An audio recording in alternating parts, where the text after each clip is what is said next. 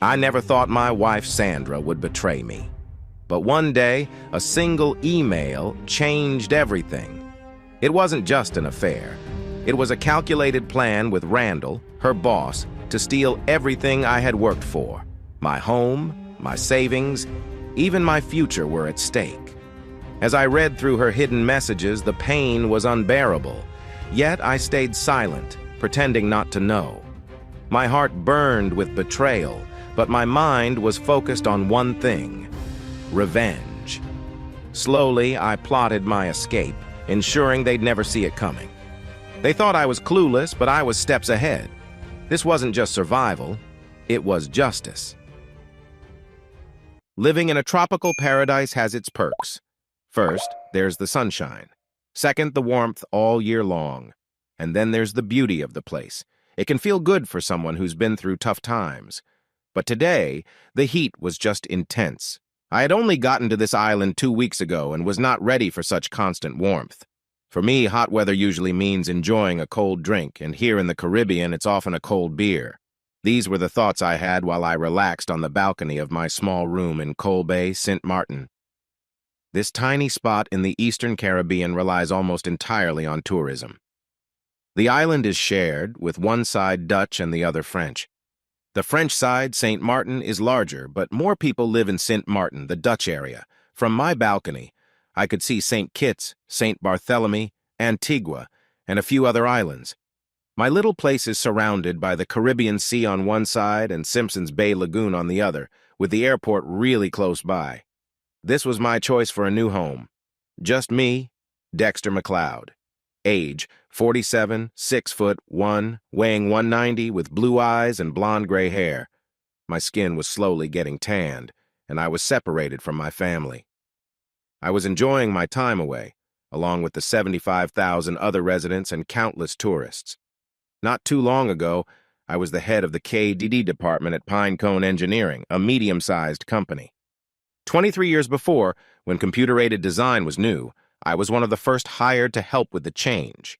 Fresh from technical college, they needed someone to shift from old methods to computer design.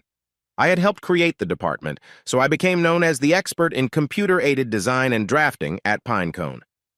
It was a good job with a decent salary. I was home every night unless I had to travel, which was rare. I had 26 designers working with me and got along well with everyone. Many new graduates were entering the field, so we could be selective when hiring. However, my experience was a strong advantage.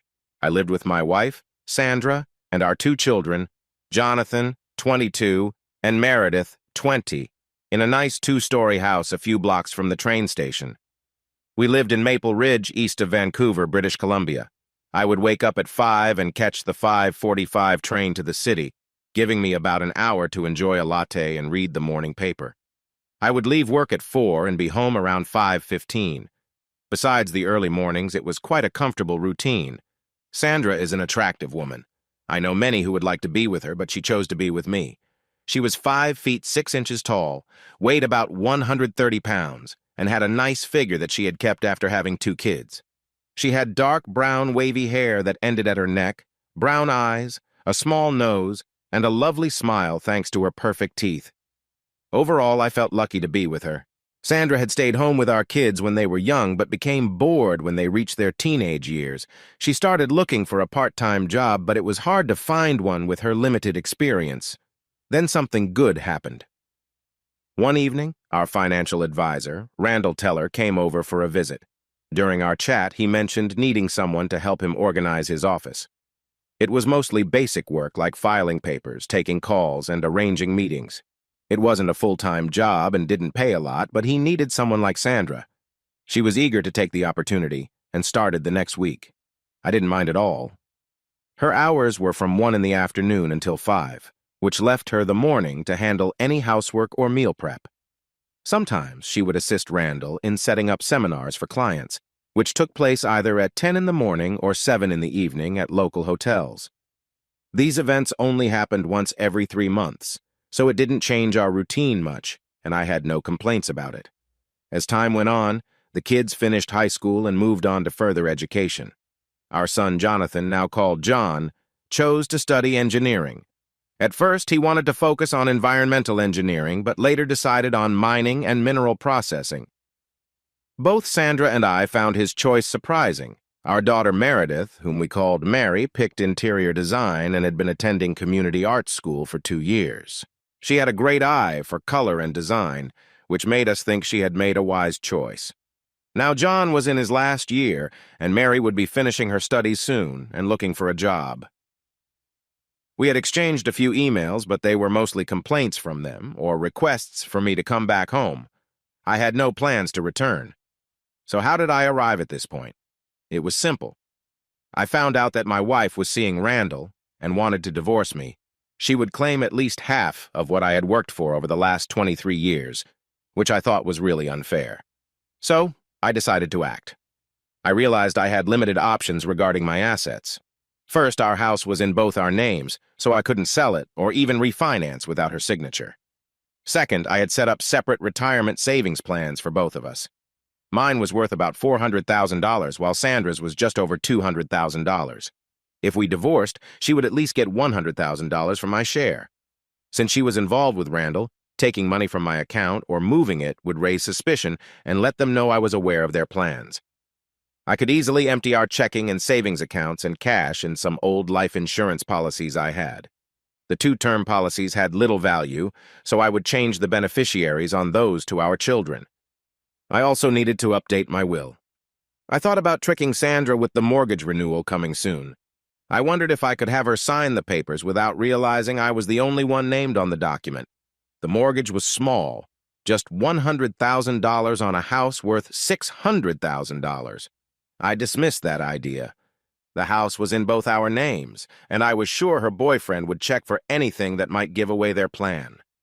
If he noticed, it could show them I was aware and make them change their tactics. I also found out they were willing to wait until my 25th anniversary at Pinecone. In 17 months, I would receive a nice contribution to my retirement savings, and they wanted to be sure to include that in what they planned to take. I had accidentally mentioned this future benefit during our talks about money, which made them eager to have it in their plans. I believed Randall was the one leading this scheme. Sandra was not foolish, but she didn't know a lot about finances. She seemed to expect a life of comfort, and Randall promised to help make that happen. Randall had 5 children, all between 12 and 20 years old. He was in his 50s and would usually have to work hard for many years before he could retire. His wife, Laura, was in her early 40s and took care of their 5 kids full-time, including homeschooling them. I wondered what she would think if she knew what was happening. The courts likely wouldn't look kindly on Randall if he left her for someone else. You might be curious how I found out about Sandra and Randall. It was by chance, like many things. Both Sandra and I had laptops. I needed one for my trips, and she wanted one for her job. I set up a wireless system for our home and got a wireless printer that we could both use. Sandra isn't very skilled with computers. It took me a long time to help her create simple templates in Excel and to show her how to use them. Almost every week she would call me for help with some problem she had created. I suppose I shouldn't be too hard on her.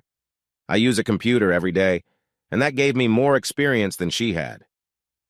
To make things easier for myself, I created a network that let me access her computer from mine. This way, I could see what she was doing without having to stop everything to explain things. I didn't mention this to her as I didn't think it was important. Sandra discovered email early on and loved it. She kept adding her friends and family to her mailing list. I sometimes shared funny jokes or videos with her, which she saved. Luckily, her computer had plenty of space for all those files, along with the family photos. One Sunday afternoon, I walked into her sewing room where her computer was. She had been on it for a while, and I was about to ask if she wanted Chinese takeout for dinner. When I walked in, she jumped and quickly closed her laptop, acting like she was finished. The look on her face told me she was hiding something. She agreed to my suggestion about the takeout and pulled out a menu from a local restaurant. I nodded, took the menu with a discount coupon, and put it in my pocket. However, I couldn't help but wonder what she had been looking at that made her act that way. I went back downstairs to my office and logged onto her computer. I wondered if she was looking at something unusual. When I checked, though, she was using her email. Normally, I wouldn't go through her messages, but her reaction had made me curious. I opened her sent messages and saw a few that she hadn't saved. I clicked on one, and as I read it, I felt my world change unexpectedly. Randall, my dear, when is our next seminar? I can't wait to see you again. That wonderful feeling is impossible to forget. I hope it is soon, as it's unsafe to meet in your office. I felt a sinking feeling as I read her words. I need you more than just once a week. Please, help me. I love you, Sandra. I don't know how you would feel reading something like this from your wife, but it broke my heart. It came out of nowhere, and I had no idea it was coming. We got married right after I started at Pinecone, and for 23 years I thought she was my one true love. Now it seemed like I might be losing her. I felt sick to my stomach and struggled to breathe. My mind was racing, and I thought I might faint.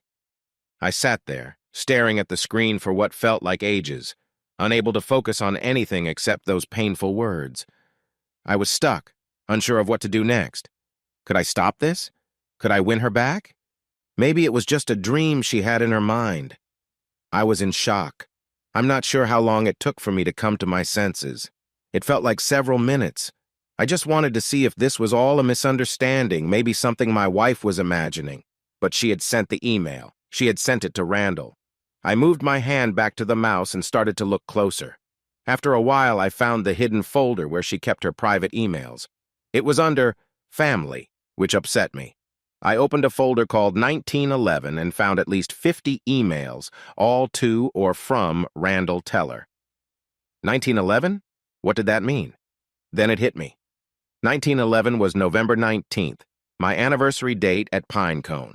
In 1 year and 155 days, I would celebrate 25 years with my job. Yes, I was keeping track. Why wouldn't I? On that day, I would receive 2,500 shares of Pinecone stock. I had been getting some stock options over the years, which helped build our savings.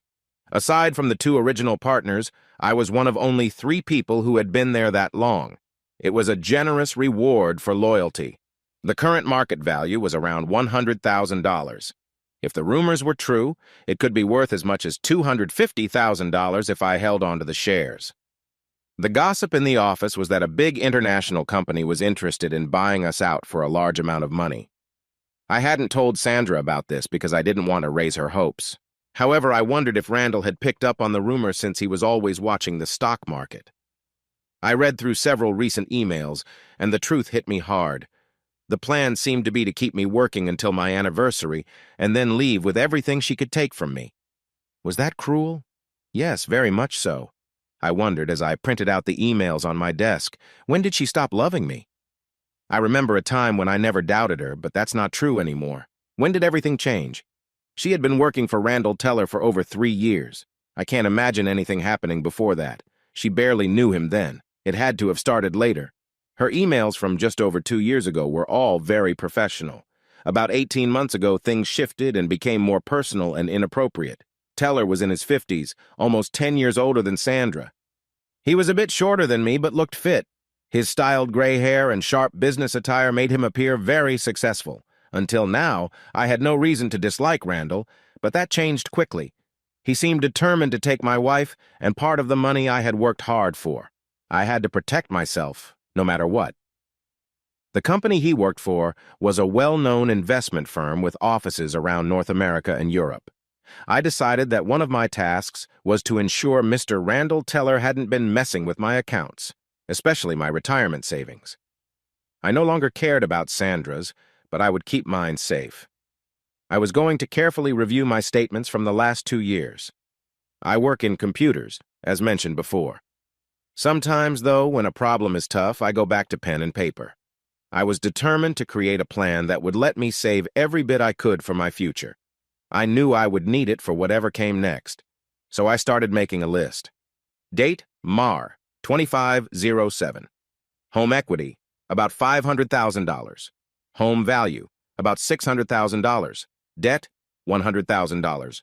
Mortgage term, expires May 7th, 31 problem. Shared ownership. Retirement savings, DMCL about $400,000, SMCL about $200,000. Not available savings, joint account around $5,000. Checking, joint account around $3,000, $5,000. Business, DMCL work account around $2,000. Stock, future 2,500 shares of Pinecone stock at $40/share current value. Protect. Until November 9th, 19. Challenges. Cost of divorce lawyer's fees. Both. Divorce law, a 50% split of all assets plus possible support. No divorce option. Find a way to leave. Other options. Shared ownership of house warning might lead to quicker actions before November 9th, 19. Who can I trust? The more I considered it, the more starting fresh looked appealing. But that would need a very different approach. If I found a way to secure more of my money, it would put my loving wife in a tough spot. In an ideal world, I would refinance the house completely and take the cash. Since the mortgage was paid monthly, I would have some time before they figured it out. Shared ownership complicated that plan. I needed a plan, but with how I was feeling that afternoon, I knew it wouldn't come to me right away. My last note reminded me to be careful about who I spoke to and what I shared. I didn't want Sandra or Randall to find out I knew anything. I decided not to tell the kids, as I feared they might accidentally reveal my secret. It was better to keep them in the dark for now. I tried my best to act like everything was normal that afternoon. As usual on Sunday evenings, it was just Sandra, Mary, and me for dinner. John was away at school, so we hardly saw him except during holidays or when he needed money. By the time I picked up our order from the Chinese restaurant, I had calmed myself, even though I wasn't very hungry. I made sure not to draw attention to myself. The next week at work was tough. I kept wrestling with the problems I faced, especially the betrayal from my wife. My emotions bounced around anger, frustration, and sadness before returning to anger. As for Randall Teller, I was set on getting back at him. He would pay for what he had done. After a few days, I began to think of a couple of plans. My two main goals were to protect my stock award for our 25th anniversary and to get some equity from our home, hopefully half or more. If I focused on just those, things might be easier. Slowly, I became less affected by my feelings towards Sandra. If she wanted to get close, I found excuses to avoid it. When I thought she might catch on, I gave in reluctantly, not showing any excitement. She didn't seem to notice and appeared less motivated herself. I guessed this change was due to her affair. I kept an eye on her emails to Randall to ensure I hadn't raised any suspicion. Aside from our reduced intimacy, I acted mostly like I had in the past. It wasn't always easy. At times, my anger bubbled up, and I needed to step away to cool down, but I was careful not to show my feelings too openly. Every plan carries some risks. It was time for me to take a chance. I called my boss, Tom Yardley, and asked for a meeting. At 3:30 that Friday afternoon, I arrived at Tom's office. His secretary told me to go right in. "Hi, Dex. Come in and make yourself comfortable. Would you like a coffee?" he asked, gesturing to the coffee pot on the side. "Yeah, thanks, Tom." I poured myself a cup, trying to steady my hands. "What can I do for you?" he asked. "Well, Tom, I want to talk to you about something very personal, and I need to know that what I share will stay in this office." He looked at me with a puzzled expression, clearly unsure about what I was going to say. "As long as it isn't anything illegal, Dex, I promise it won't go anywhere else." "Thank you. This is a sensitive topic, and you'll see why once I explain." "Go ahead," he said, focusing his attention on me. "I found out that Sandra is involved with someone else." I saw the surprise on Tom's face. He knew us well and looked just as shocked as I was when I made this discovery. "Are you certain?" he asked, still looking doubtful. I handed him an email I had brought along. I had blocked out the name of the other person so he wouldn't recognize it. The email talked about their plan to get as much money from me as possible, along with some personal messages. I waited quietly as Tom read through it. "I can't believe this," he exclaimed, shaking his head. "I never thought Sandra would do something like this." Neither did I. Sadly, I have about 30 emails from over a year that show how their plan came together and when they planned to act. "How does this affect Pinecone?" he asked. "They're waiting to start the divorce until I get the 2,500 shares on my anniversary. They'll take at least half of that in the divorce, and the longer they keep it, the better it is for them." This is unbelievable, Dex. I can't believe Sandra would agree to something like this. Believe it, Tom. I think her partner is leading the way. He's very savvy about stocks and might think that if he can get most of my shares, he can take off with them, leaving Sandra to deal with the fallout. He shook his head in disbelief as we continued to talk. Finally, he sighed and leaned back in his chair. What can I do to help? I need to protect those stocks from ending up with the wrong people. I want you to hold on to them until I can get away from these two. If they aren't legally in my name, they can't be divided in the divorce. Okay, that's no problem. What else do you need? Is there something in writing that says you will give me those stocks on our 25th anniversary? No. You know me, Tom. We've always trusted each other.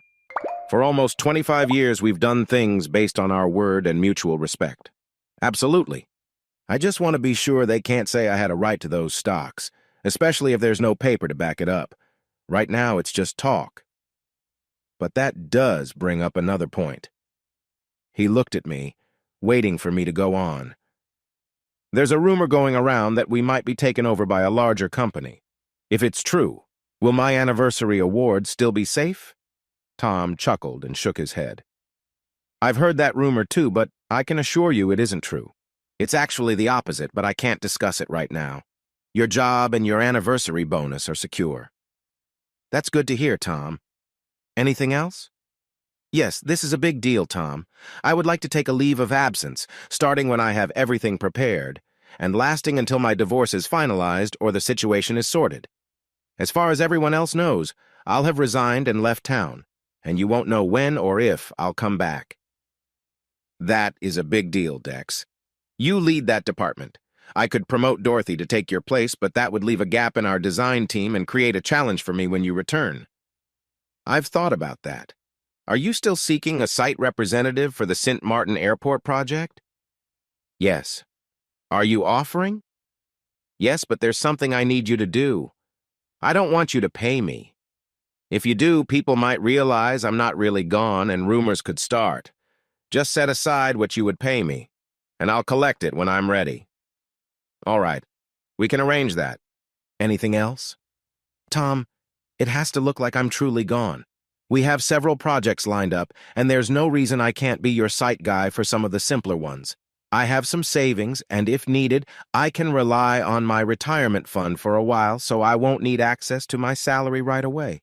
I can handle my taxes online, so there won't be an issue there. I just need to set up a mail drop, and I should be fine.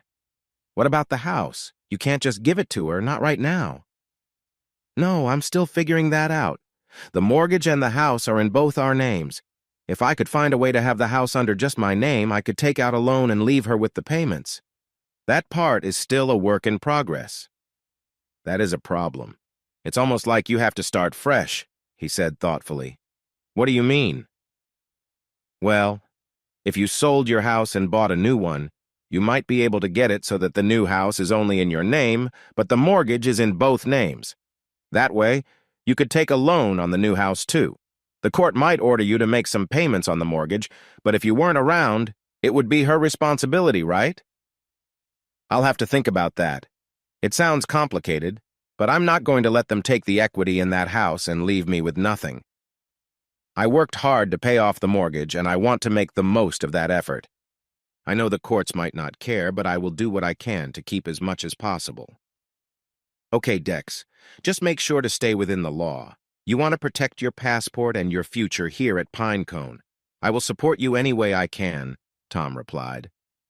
Thank you, Tom. I really appreciate it. I'll keep you updated on my plans and timing. Thanks again, I said as I stood up. Tom stood up too and walked with me to the door. I'm really sorry about what's happened, Tom. I don't know what else to say. It's hard for me to believe Sandra would do this to you, but good luck, he said softly, giving my shoulder a light pat. Talking to Tom made me feel better. He was one of the founders of Pinecone, and we had a solid friendship. In time, he would need to tell Wolf Balak, the other founder, what was happening. Wolf was very focused on marketing and was always looking for new opportunities. He reached out to architects and contractors to keep our name in their minds. He spoke many languages and was key in keeping our office busy. Besides the home equity, I had a plan to prevent my wife and her partner from enjoying what I felt was unfair advantage. I was tired after my meeting with Tom, so I headed home, not looking forward to the weekend. I was already weary of pretending that everything was fine, which worried me.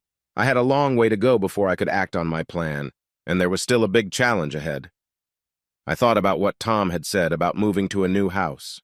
The more I considered it, the more I believed I could make it work. It would require some persuasion and clever thinking, but I was willing to do anything to save something from our home. One evening the following week, I started a conversation with Sandra. "I've been thinking," I said.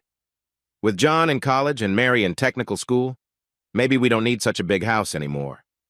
We've been in this place for almost 12 years, and it might be nice to find something new. Soon enough, we'll be on our own," I added, watching her reaction.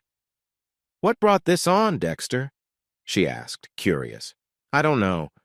Maybe it's time we think about what we want for ourselves," I said, wondering how she would feel about that idea.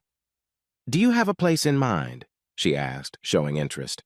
"That new subdivision on Albion seems nice. Good-sized lots, a quiet neighborhood, modern houses with all the features and a price that works for us," I explained. "So, you've been thinking about this for a while?" she asked, still a bit surprised. "Yeah. Don't you think it would be nice to have a new house with all the latest appliances and features?" "I'm not sure. I haven't really thought about it," she replied. "How about we check out a few show homes? It's just a look, no pressure," I said, hoping she would agree. "Okay, I guess we could do that," she said, sounding a bit unsure. "If you think it's a bad idea, just tell me. I'm not trying to convince you to do something you don't want. It's just a thought." I knew I had to let her decide without pushing her. "No, it's just a surprise. I wasn't expecting this. Actually, I would like to see what a new house offers," she said, her tone changing a little. "The show homes are open this Saturday and Sunday. Would you like to go Saturday afternoon?" "Sure, let's do that," she smiled. Her enthusiasm was a good sign. Step one was complete. On Saturday, we visited 4 show homes. I made sure to keep my comments neutral. Some decorations were a bit strange, but I let Sandra form her own opinions. She had plenty to say about what she liked in the designs and features. When we left, I felt pretty sure she was interested. "So what did you think of the houses?" I asked, while pouring her a glass of juice. "I like them.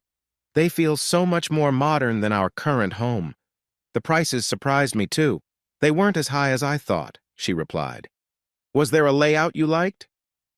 "I thought the second house made the most sense for us," she said, picking up the brochure from the agent. "If you're interested, we can talk to the agent tomorrow for more details on what's included and what options are available." "Yes, let's do that," she said.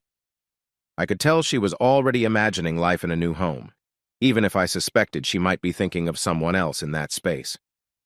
The floor plan she liked was well below our current home's market value.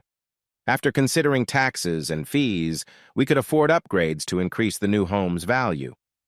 "I think we should go for granite countertops, cherry hardwood floors, and nice tile for the bathrooms and kitchen. What do you think?" I asked Sandra. "Yes, as long as it fits our budget," she replied. "By my calculations, our mortgage balance would be about the same as it is now. It's not as big as our current house, but it has everything we want." "That sounds great, Dexter. I'm not excited about moving, but this could be fun. A new house with what we want." I met with the sales agent the next Monday afternoon to wrap up the sale. I made sure the house was in my name only. He didn't question my request. Perhaps it was not too strange. It would take 7 or 8 weeks before the house we chose would be ready to move in. It was framed and roofed, with the plumbing, electrical, and heating already set up. They had just started on the insulation. The next day, I arranged to close the old mortgage and set up a new one for the remaining balance.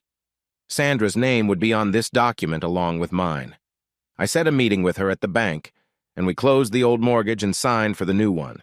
Sandra contacted a real estate agent she knew, and the woman had listed our home for $625,000, which was a bit more than I expected. This gave us some space for negotiation if we needed it. I felt more at ease at this point. So far, my plan was going well. I visited a local branch of an international mortgage broker to discuss getting a second mortgage. This was supposedly for a vacation property we liked. The new house would serve as collateral, and since the title was in my name, I easily secured a commitment for a second mortgage of $350,000, pending an assessment of the property. I planned to wait until the house was completed and landscaped to finalize that. They were aware of the first mortgage. By the time the new house was ready for us, it was midsummer. I was getting nervous that my escape plan might be discovered.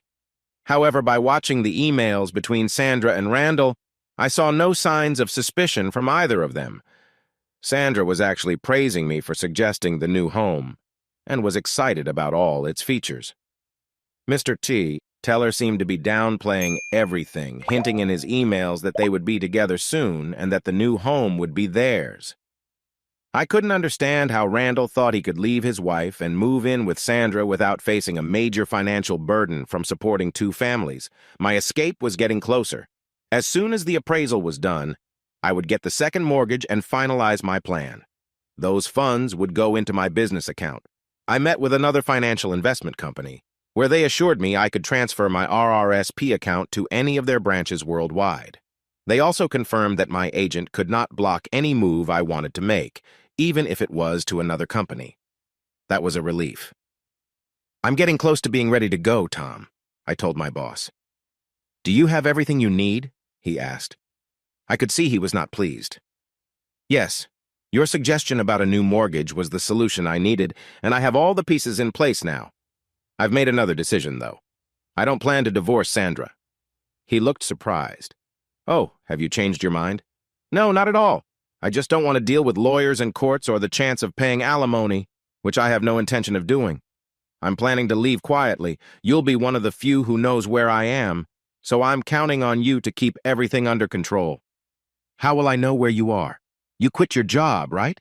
You don't work here anymore, do you?" "I won't know what to say if anyone asks about you, especially Sandra," he smiled. It was nice to finally see Tom smile after a long time.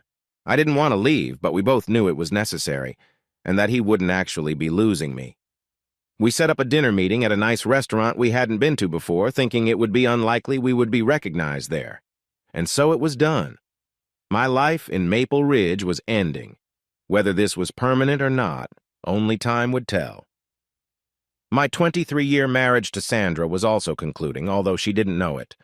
I planned to tell her I was going on a week-long trip to look into some new software, starting on a Sunday night.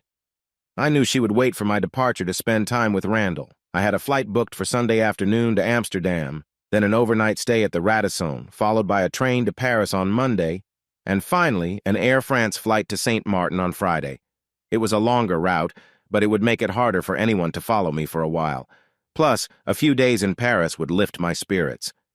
In many ways, it felt like I was going into a self-imposed exile. Most of my escape plans were organized on my laptop. I made the travel and hotel bookings, transferred money from my business account to a new international bank, cashed in my life insurance policies, and moved my retirement savings into a safer place. It wasn't until Thursday evening that Sandra noticed I hadn't been in touch. That was when I saw her email. "Where are you, Dexter? You haven't called. Are you okay? Why aren't you answering your phone? Please call me, I'm worried. Love, Sandra." She sent it at 11 that morning, probably right before she headed to work that afternoon. Normally, she would hear from me by Monday, or at least Wednesday before I returned home on Friday. This time was different. I figured by Friday, or at the latest Monday, she would call Tom to ask where I was. Randall would find out about my retirement savings transfer the day I left Paris. Combined with my lack of communication, it would signal to him and Sandra that I was aware of their plans. On that same Friday, Tom would send a package with copies of all the emails to Mrs. Teller. With so much happening in just a few days, life was about to get very hectic for the two lovers. I had arranged for the second mortgage to be automatically taken out from my new bank account. Hopefully, it would take them a while to realize that I owned the house and the new mortgage. The longer it took for them to find out how much I had kept from them, the better I would feel about it. They would also need to give up on their hopes of getting the Pinecone stock. After all, if I quit, I wouldn't get that long-term bonus, would I? It was one of the few things I enjoyed during a time when joy was hard to find. Sandra kept sending me many emails, most of which I deleted without reading. I wasn't going to reply to anyone except for Tom Yardley. I wasn't sure when he would tell Wolf Ballack about my situation, but I would leave that to him. I knew I would eventually hear from my son and daughter, but I wasn't going to respond for another week or so. I didn't want to upset them, but I also didn't want to share what was happening just yet. I figured their mother could explain it to them. I was curious to hear how she would tell it. My parents didn't use the internet, so they had no way to get in touch with me, and I had no way to reach them either. I would take care of that later. I had a single plan for dealing with Mr. Randall Teller. I wanted to send his wife copies of the emails between him and Sandra. Without a return address, it would look like the package came from somewhere nearby. I hoped my actions would cause a lot of trouble for Mr. Randall Teller. For the first 2 weeks in the Caribbean, I felt like I was in paradise. The sun was bright, the sea was a beautiful blue, and I enjoyed tasty food and drinks. I bought a straw hat, a pair of sandals, and some Bermuda shorts that were fine for the island. It took me a few days to find a place to stay. I was told that St. Martin was the cheaper option. It made sense since the airport and my work site were on that side. I found a small flat with 3 rooms above a gift shop in Phillipsburg and moved in. I didn't need much. I ate out every day and used the flat mostly for sleeping and writing my reports to Tom Yardley. Fortunately, the island had fast wireless internet, so sending documents and drawings wasn't an issue. I had a portable office at the construction site, which had a computer, printer, and plotter. It also had air conditioning, which was important in what was otherwise a hot environment. My job was to work with the construction crew at the airport. They were American, so I didn't expect any language barriers. They were quite skilled, but some of the day workers were not very efficient. Because of this, the job would take longer than I was used to. I really didn't want to think about how long this would take if we hired a local contractor. The temporary agent we brought on had been working for 2 months. He had taken care of the site and groundwork before I got here. We spent half a day talking about what was happening and what I should watch out for. People often took shortcuts around here, especially if it meant saving money. I had been on the island for just over a week when I was able to contact my son, John. He was living in Antofagasta, Chile, working at a copper mine up in the Andes. He spent weekends at home, but luckily we both had Skype and the connection was good. "Hi, John. How are you?" "Good, Dad. But everyone is pretty upset with you for leaving like that." "Yeah, I figured that. What did your mother say about why I left?" "Nothing really. She said she couldn't understand why you just run off." "She sounds pretty upset, Dad. Why did you go?" "I'm disappointed she couldn't tell you the truth, John. She was involved with someone else and planned to leave me, taking everything she could. I'll send you some of her emails to him so you can see what I mean." "Why, Dad? What would make her do something like that? I don't get it." "Neither do I, John. She isn't ready to face what she did, so I think we should wait until she's ready to admit it." "Where are you, Dad? Are you still in Vancouver?" "No, I'm out of the country. If you promise not to tell anyone, I'm in the Caribbean.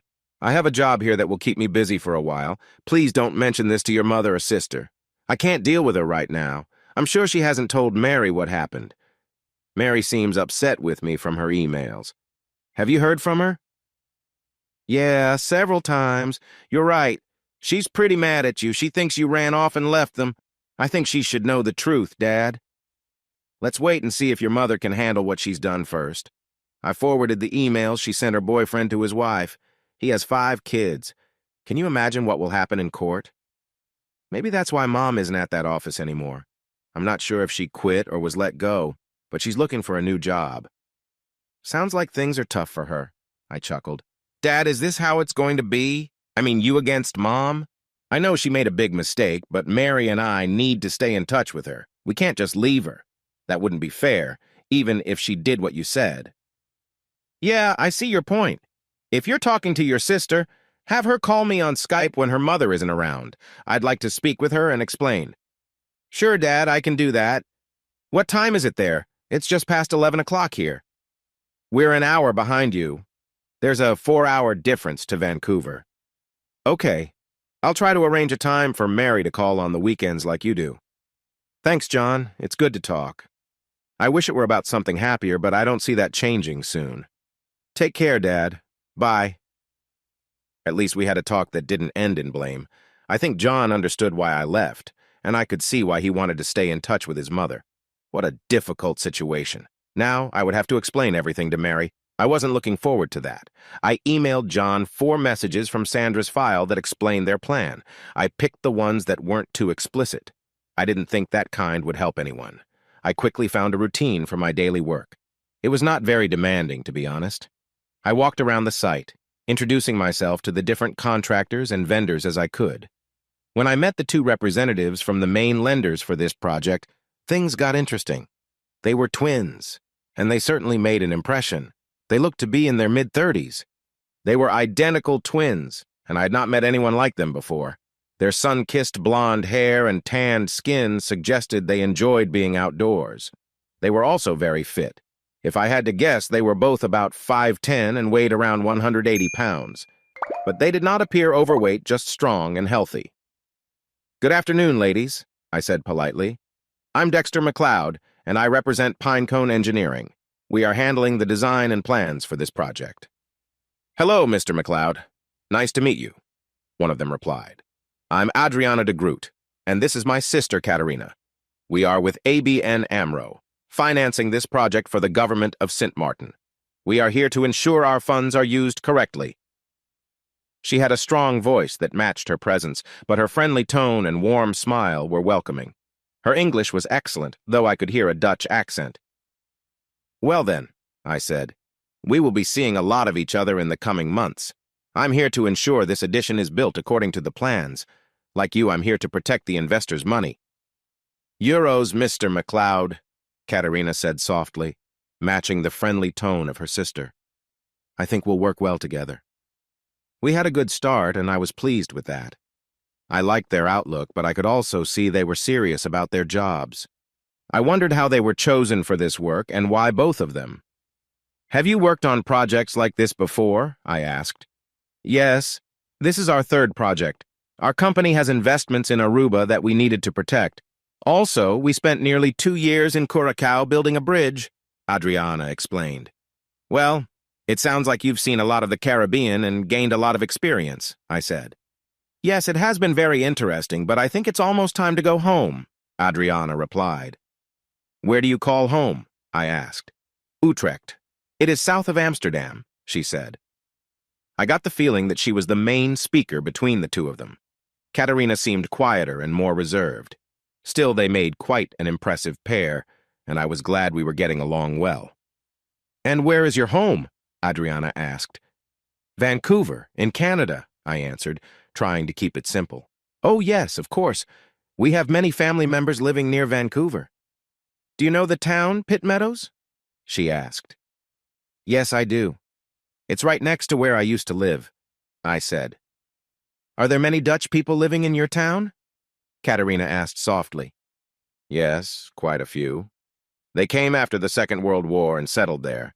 They taught us how to manage the wetlands and reclaim the land that would flood. They have been great community members," I replied earnestly.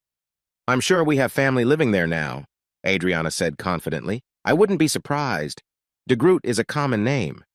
They might work in greenhouses or on dairy farms," I suggested. "Oh, we have so much to talk about," Adriana said warmly. "We should have a nice chat sometime." "I'd like that. You ladies pick the time, and I'll do my best to be there," I said. As I walked back to the engineering site, I found it interesting that the two women worked together as a team. From what I could see, they were on site every day. That was unusual for someone looking after finances. I expected they would spend their time reviewing paperwork instead of being out in the field. The two women arrived and left in a classic hot pink Citroën 2CV, a small car popular after the war in France.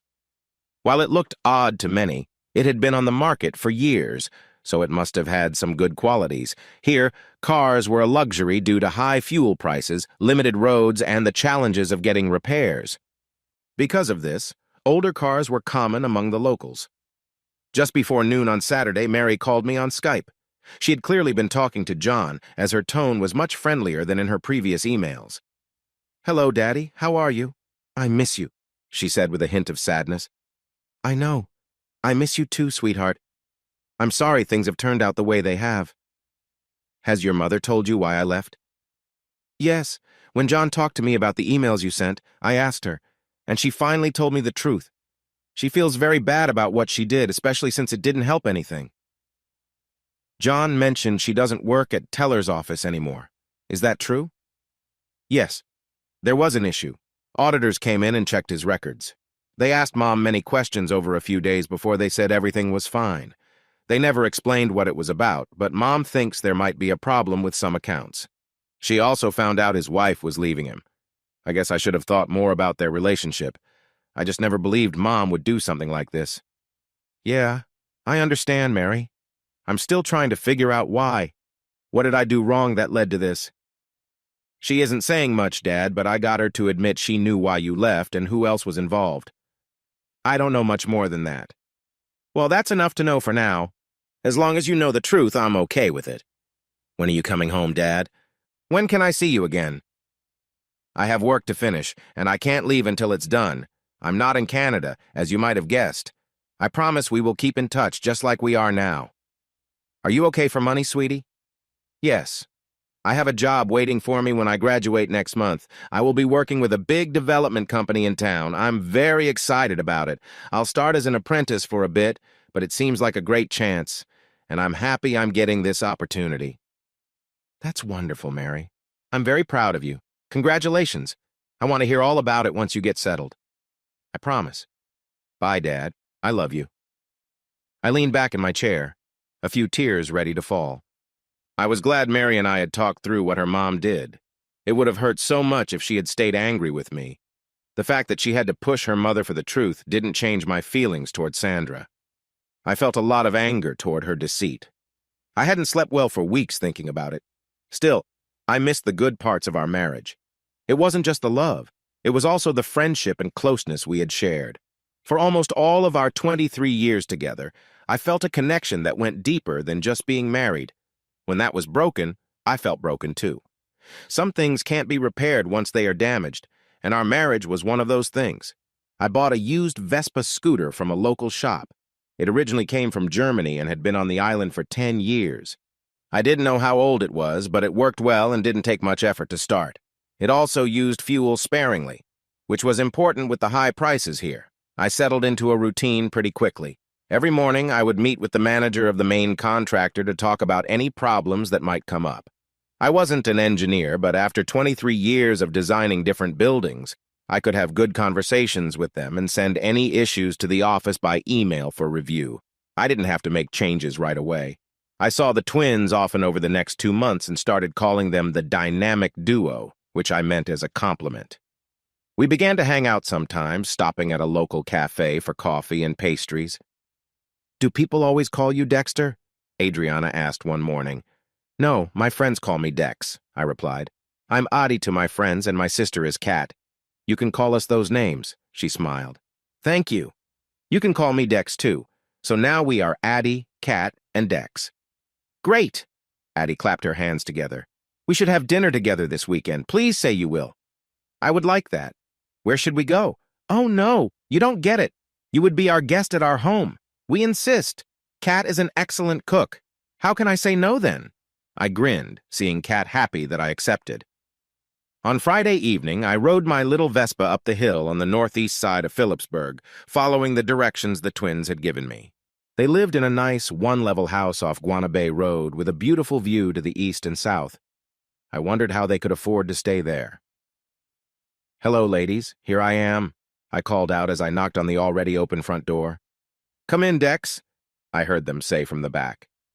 As I walked in, I smelled something wonderful filling the large living area. I followed the aroma and quickly found the big kitchen where the two ladies were busy preparing the meal. Wow, whatever you are cooking smells amazing, I said. Thank you, Kat replied shyly. She was definitely more reserved than her sister. All the windows and doors were open, so I guessed they didn't have air conditioning. Still, a cool breeze was coming in as the sun began to set. It was common in this climate to eat late, almost 9 o'clock. Both women wore loose-fitting gowns, similar to a muumuu. Adi's dress displayed a lovely pattern of leaves in different shades of green. Kat's was patterned with seashells in blues and purples. I noticed that they seemed quite comfortable in their outfits. Cold beer is in the cooler, Dex. Please help yourself, Adi said. Thank you, I will, I replied, opening the little refrigerator and grabbing a Heineken. The twins already had drinks on the counter, but were busy preparing the meal. As I watched them, I wondered if they realized how charming they were. Maybe it was just me being away from women for a while, but I felt a strong attraction towards them. Adi finished her tasks and came over to me at the entrance of the kitchen. You have a lovely home here, Adi. Is it yours? I asked. No, it is rented by our company for this project. We aren't sure who owns it, but they are not from this island. They might be from Holland. We are very happy to have it. It's nice and quite big for the two of us. Would you like to see it? Yes, please, I replied. She led me through a doorway to the back of the house. I saw a laundry room with a door leading to the backyard. There was a bedroom with a large bed, a spacious bathroom tiled like the kitchen, and another room that seemed set up as an office. Looking out the window into the backyard, I saw only shrubs and trees with a concrete patio area that had a large umbrella. It was a lovely place for the sisters. The master bedroom was large, featuring a big king-size bed. There were a couple of wardrobe cupboards, 2 dressers, and 2 nightstands. It made me think that both women probably shared the bed. I almost said something, but decided against it. The bedroom also had a small but nice bathroom attached. Before leaving, I glanced back at the bed, thinking it looked very inviting. This looks like a wonderful place to live, I said. Yes, Addie agreed. We have a big room for guests, but we haven't had a chance to use it yet. Maybe we will have visitors in the winter. She took my empty beer bottle and quickly replaced it with a fresh one. I thanked her and admired how attractive she and her sister were. I thought she might have noticed my glance, but she said nothing, turning back to help Kat in the kitchen. I wondered how I would tell them apart when they weren't speaking, as that was the only clear difference. I had been around them long enough to notice a slight difference in how they talked. Addie seemed to be the leader, while Kat was more quiet and reserved. I considered the possibility that they might be together, but they didn't give off any signs of that. I preferred to think they were straight. It suited my growing daydreams better. The twins were quite different from Sandra in terms of attraction. Their sun-kissed skin and fit bodies were becoming a focus of my thoughts. I often found myself watching them when I thought they wouldn't notice. Dex, you are staring at us with hungry eyes. Maybe it's time to eat, yes? Addie said playfully. Caught. I realized I had been daydreaming. Yeah, sure, I'm sorry, was all I could say as I tried to hide my embarrassment. You don't need to apologize. Women like to know they are attractive to a man. It makes us feel nice and warm. That didn't help. I was not good at flirting, and Addie seemed to be an expert. I looked at Kat and saw her trying not to laugh. She wasn't doing a great job at it. I wasn't sure where this was going, but as long as they didn't kick me out, I would try to enjoy this little game. I have a question, I said. How can I tell you two apart by sight? I know there is a difference when you talk, but looks-wise, I can't see it. So until one of you speaks, I'm not sure who I'm talking to. Addie laughed loudly and turned to her twin. Kat's laugh was softer, like a little girl. Addie turned back to me and casually opened the top buttons of her shirt and pulled back one side. Just above her left side was a small tattoo of the letter A in a nice design. She then turned to Kat.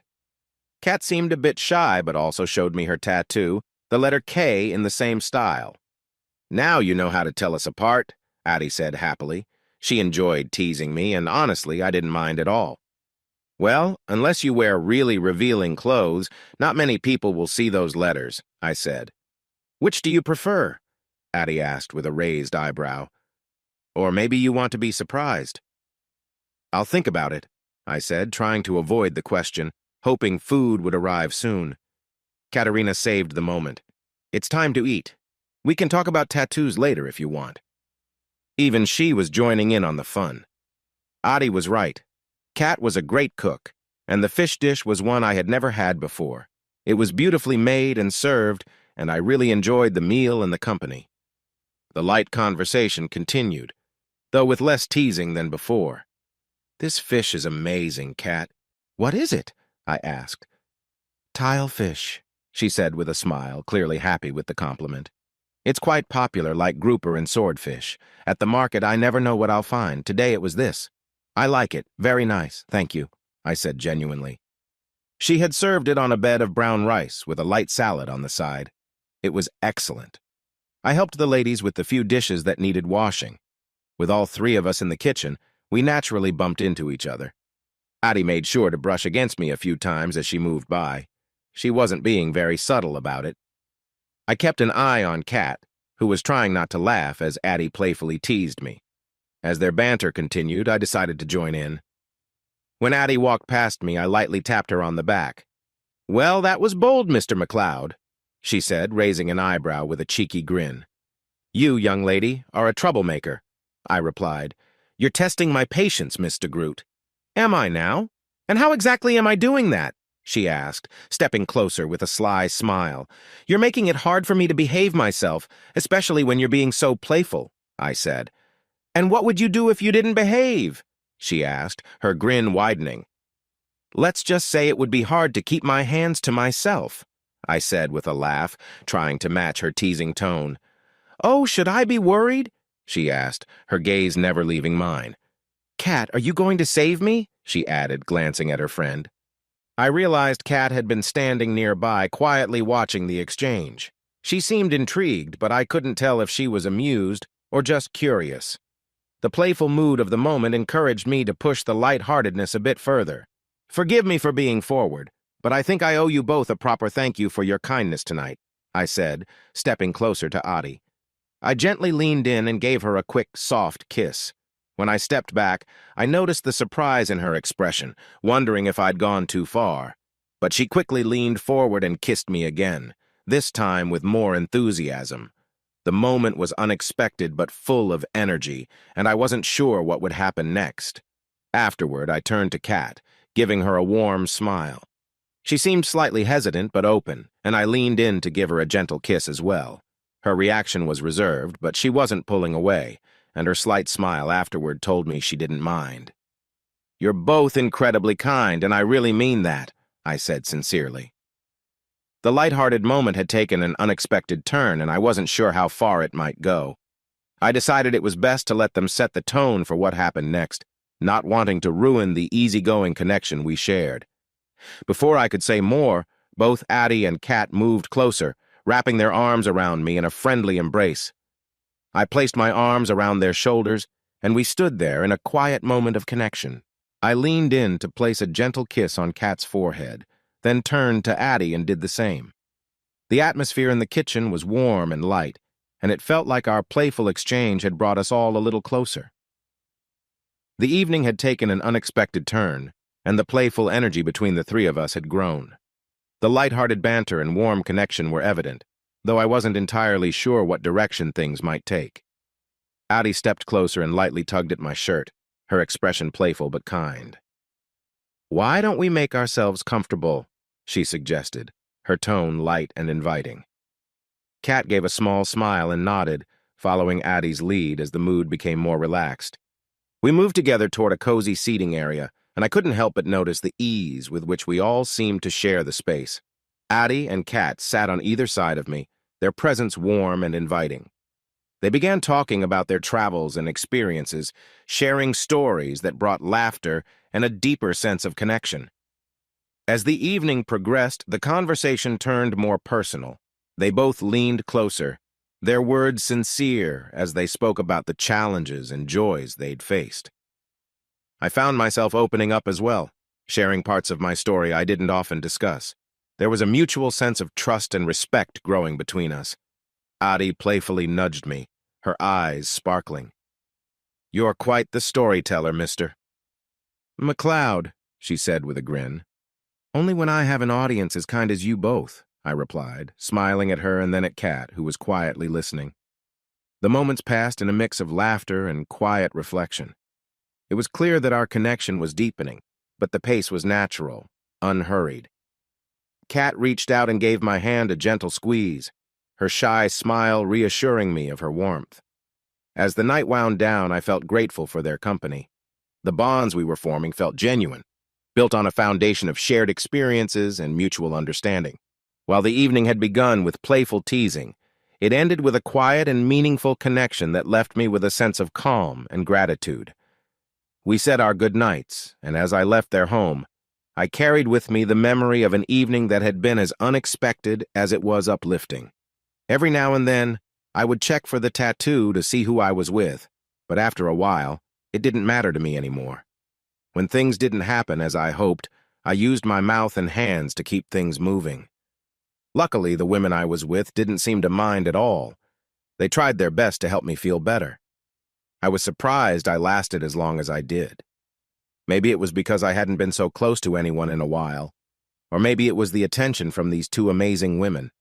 There was never a question of leaving to go back to my small apartment. I didn't have the energy for that. We all slept together, tangled in sheets, but it didn't seem to bother any of us. When I woke up the next morning, I found I was alone. As I lay there, I wondered why I felt no guilt. I was still married to Sandra, which made this a betrayal, just like what she did with Teller. Yet I had no regrets. It was strange. I was still mad at my wife, but I didn't know what that meant for me. Was this the start of something new in my life? Forgetting the past and living for each day? I heard some noise in the kitchen, so I got up, pulled on my clothes, and walked toward the sounds. "Good morning, Dex," Kat said with a big smile. I knew it was her because of her tattoo. She was wearing an apron that barely covered anything else. As she turned, I saw the thin straps of her underwear. She had certainly become more confident. "Good morning to my lovely ladies," I replied. Kat came over, wrapped her arms around me, and gave me a deep kiss. "Go brush your teeth," she said, playfully poking me. "Yes, ma'am," I said, knowing I needed to follow her orders. I went back quickly because I didn't want to miss any more of the morning. "Did you sleep well?" Addie asked. "I must have. I can't remember when we stopped spending time together until I woke up a few minutes ago." "I hope I didn't let you down," I said, looking for some reassurance. Addie came over and gave me a kiss, just like Kat had before. "You were great, Dex. Strong and very satisfying. We should do this a lot more in the future. Kat, do you agree?" She smiled and nodded. "Oh yes, I hope for many more times together." I felt relieved. If they were happy, then I was overjoyed. It felt like I had won a big prize with all the rewards. Kat was making pancakes, or Dutch pancakes. They were delicious, sprinkled with fresh lime juice and a bit of sugar. They didn't need syrup at all. With fresh fruit juice and coffee, it was the perfect start to the day. After breakfast, I found out that my wonderful friends had planned a great day for us. Kat gave me a clean white shirt that had something written in Dutch on it. She had washed my shirt from yesterday and hung it up to dry, saying it would be ready by evening.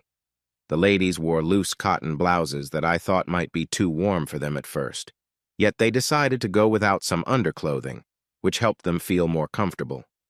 They paired their outfits with short shorts and sandals. We were ready to enjoy another lovely day on our sunny island. At first, I only saw Addie and Kat on the weekends, mainly Friday night, Saturday, and then I would go back to my place on Sunday afternoon.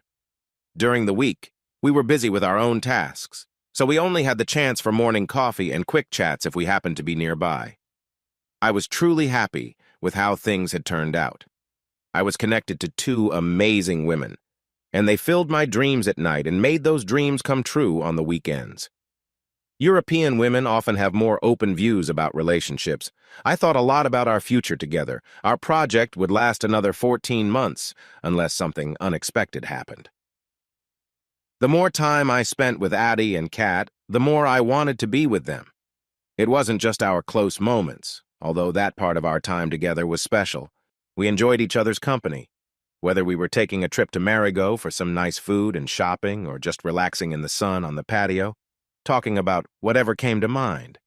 Oddly enough, I felt no guilt about being close to them even though I was still married. This was different from how I used to feel. It took me some time to tell the ladies about the sad ending to my marriage.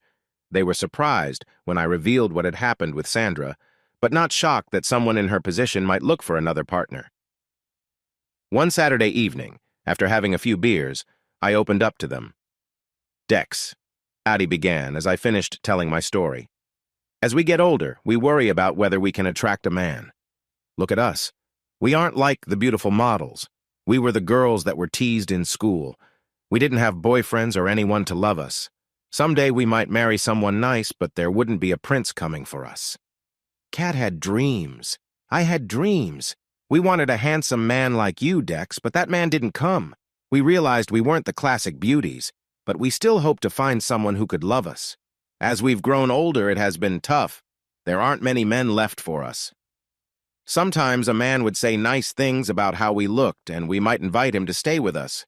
We wanted to believe him, but that wasn't always the truth. Your wife, Sandra, might have felt she wasn't attractive to other men. If someone like Randall praised her beauty, she could believe it because she wanted to hear it. That was a mistake. She forgot how good her own husband was. She will learn, but it might be painful for her. I thought about what Addie said. Was it really that simple? Did she get caught up in the words of a man who flattered her when I already knew how beautiful she was? Was Randall able to win her over so easily? I hope not, yet it seemed to have happened. I remembered a story my great-grandfather told me. He had an old Model T Ford in the early 30s. In northern Ontario, many roads were gravel or dirt. Over time, heavy rain created deep grooves, and the tires naturally followed these paths. When he needed to turn off the road, it took great effort to climb out of the ruts and go a different way. My life felt similar. I had made my own groove. My routine, while comforting, had become a rut. I was predictable. I admired Sandra's beauty, but didn't tell her often enough. My family and friends relied on my predictability. I rarely surprised them, and then Randall came along and took advantage of that. When I found out about Sandra's affair, I acted in a way no one expected. I took back what I could and vanished without a trace. I pulled myself out of the rut and chose a new path, and in doing so, I found two wonderful women.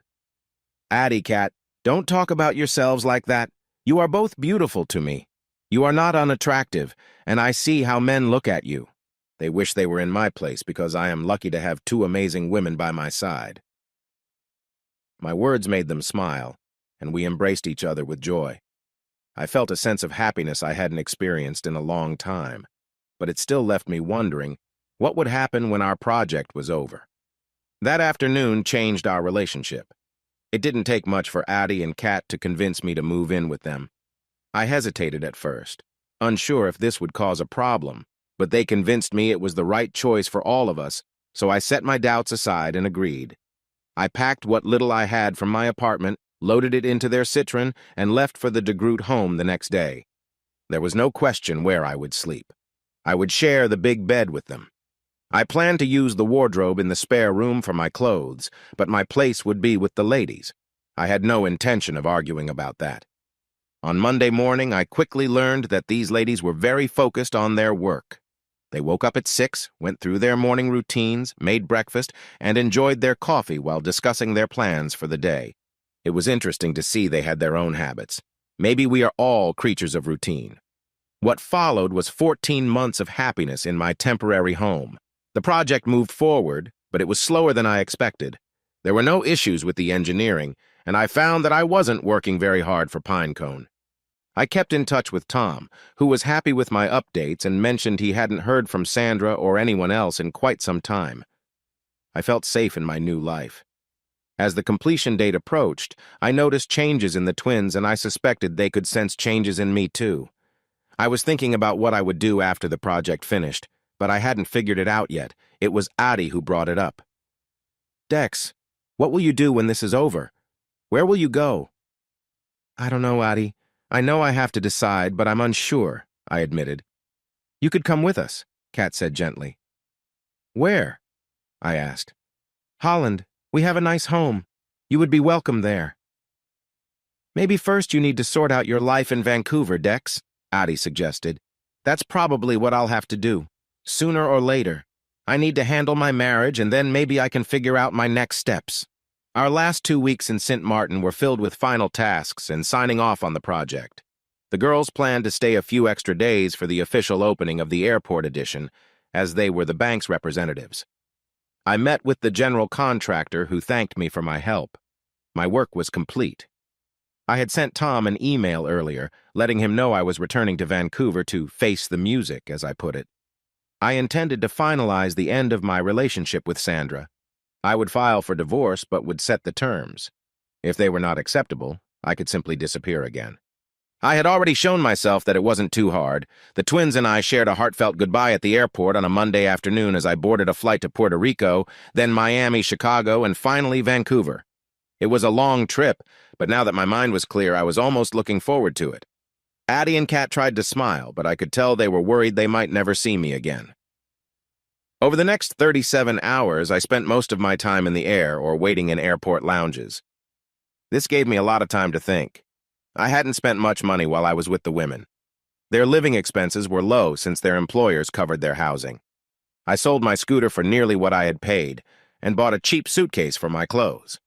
Tom would have saved my earnings from this job. I had missed my work anniversary 2 months ago, so now I could think about what to do with my shares. I wrote down what I was ready to offer Sandra for the divorce. I thought it was a fair offer, especially considering what had happened. It would be a take-it-or-leave-it deal with no back and forth.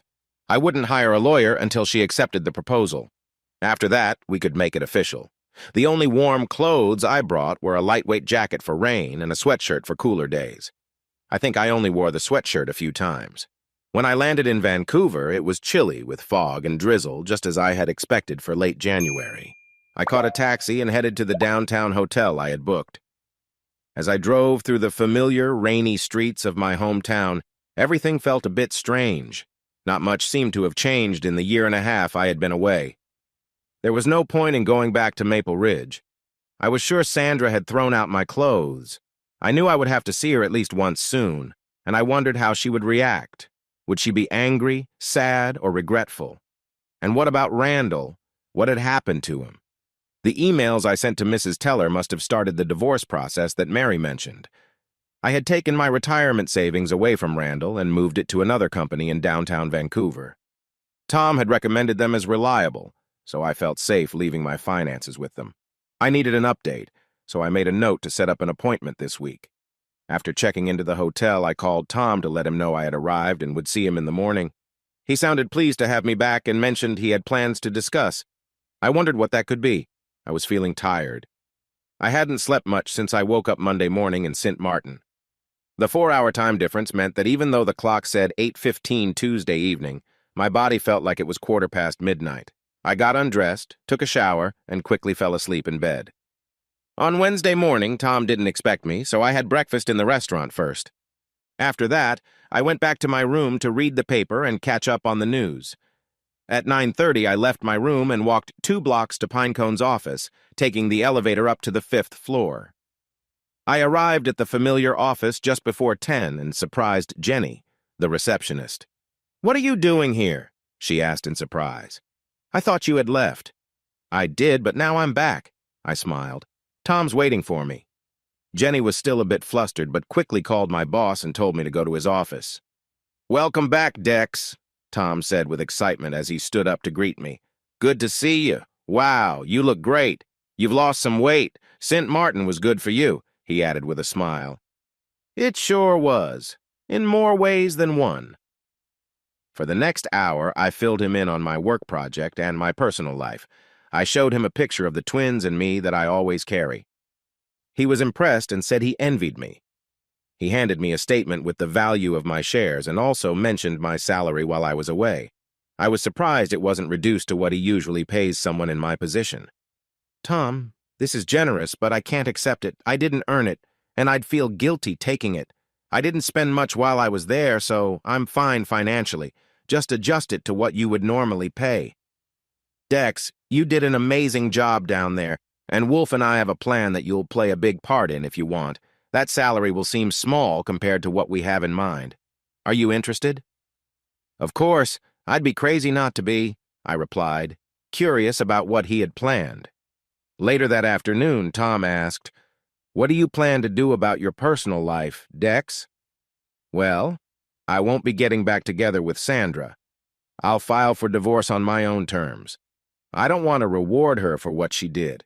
I won't leave her with nothing, but I'm not feeling very generous right now.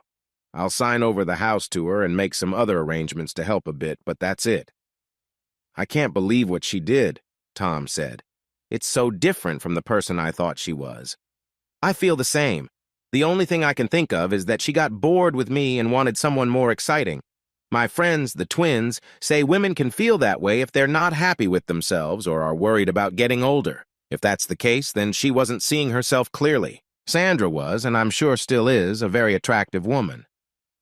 "Well, I'm just glad Tony doesn't feel that way," Tom said about his wife. "I guess some women feel more secure than others." I nodded, thinking about whether Sandra would share what led to her affair. It wouldn't change anything, but at least I would know. "So you want me to keep the shares until the divorce is settled?" "Yes, please, Tom. I'm not sure what to expect from her, so let's just leave things as they are until everything is finalized." We said goodbye just before 4 that afternoon. and I walked back to the hotel feeling tired. It had been a busy but interesting day, and I wanted to reflect on what it might mean. Since I had a late lunch, I wasn't hungry, and after resting in my room, I went across to a department store to start updating my wardrobe. Tom was right. I had lost some weight, so I might as well get new clothes. 2 hours later, I had a good collection of casual wear, underwear, and socks. Tomorrow, I would visit the men's shops in the Granville Mall to find suits, jackets, slacks, and shoes. I didn't know how to contact Sandra, so I tried Mary's number. It had changed, and the person answering didn't know Sandra's new number. Then I had an idea. If she couldn't sell the house, she was probably still living there. I dialed our old home phone number, and it rang twice before someone picked up. Hello. It was definitely Sandra. Hello, Sandra, it's Dex. Oh, this is a surprise. I didn't expect to hear from you. She sounded calm, not at all flustered. Yes, I'm back in Vancouver. I think we should get together and talk. I suppose we should. When? Where? I assume you are working, so will Saturday work for you? Yes. Where do you want to meet? Are you living in the new house? Yes. Mary and I live here now. What time? Tomorrow afternoon. How about 2 o'clock? Yes. 2 o'clock sounds fine. There was no warmth in her voice. It felt like I was talking to a stranger. I'll see you then, Sandra. Good night. I hung up, not waiting for her to respond. I didn't want her to think everything was fine because it wasn't. I wasn't looking forward to our meeting the next day, but it was something that had to happen, and the sooner, the better.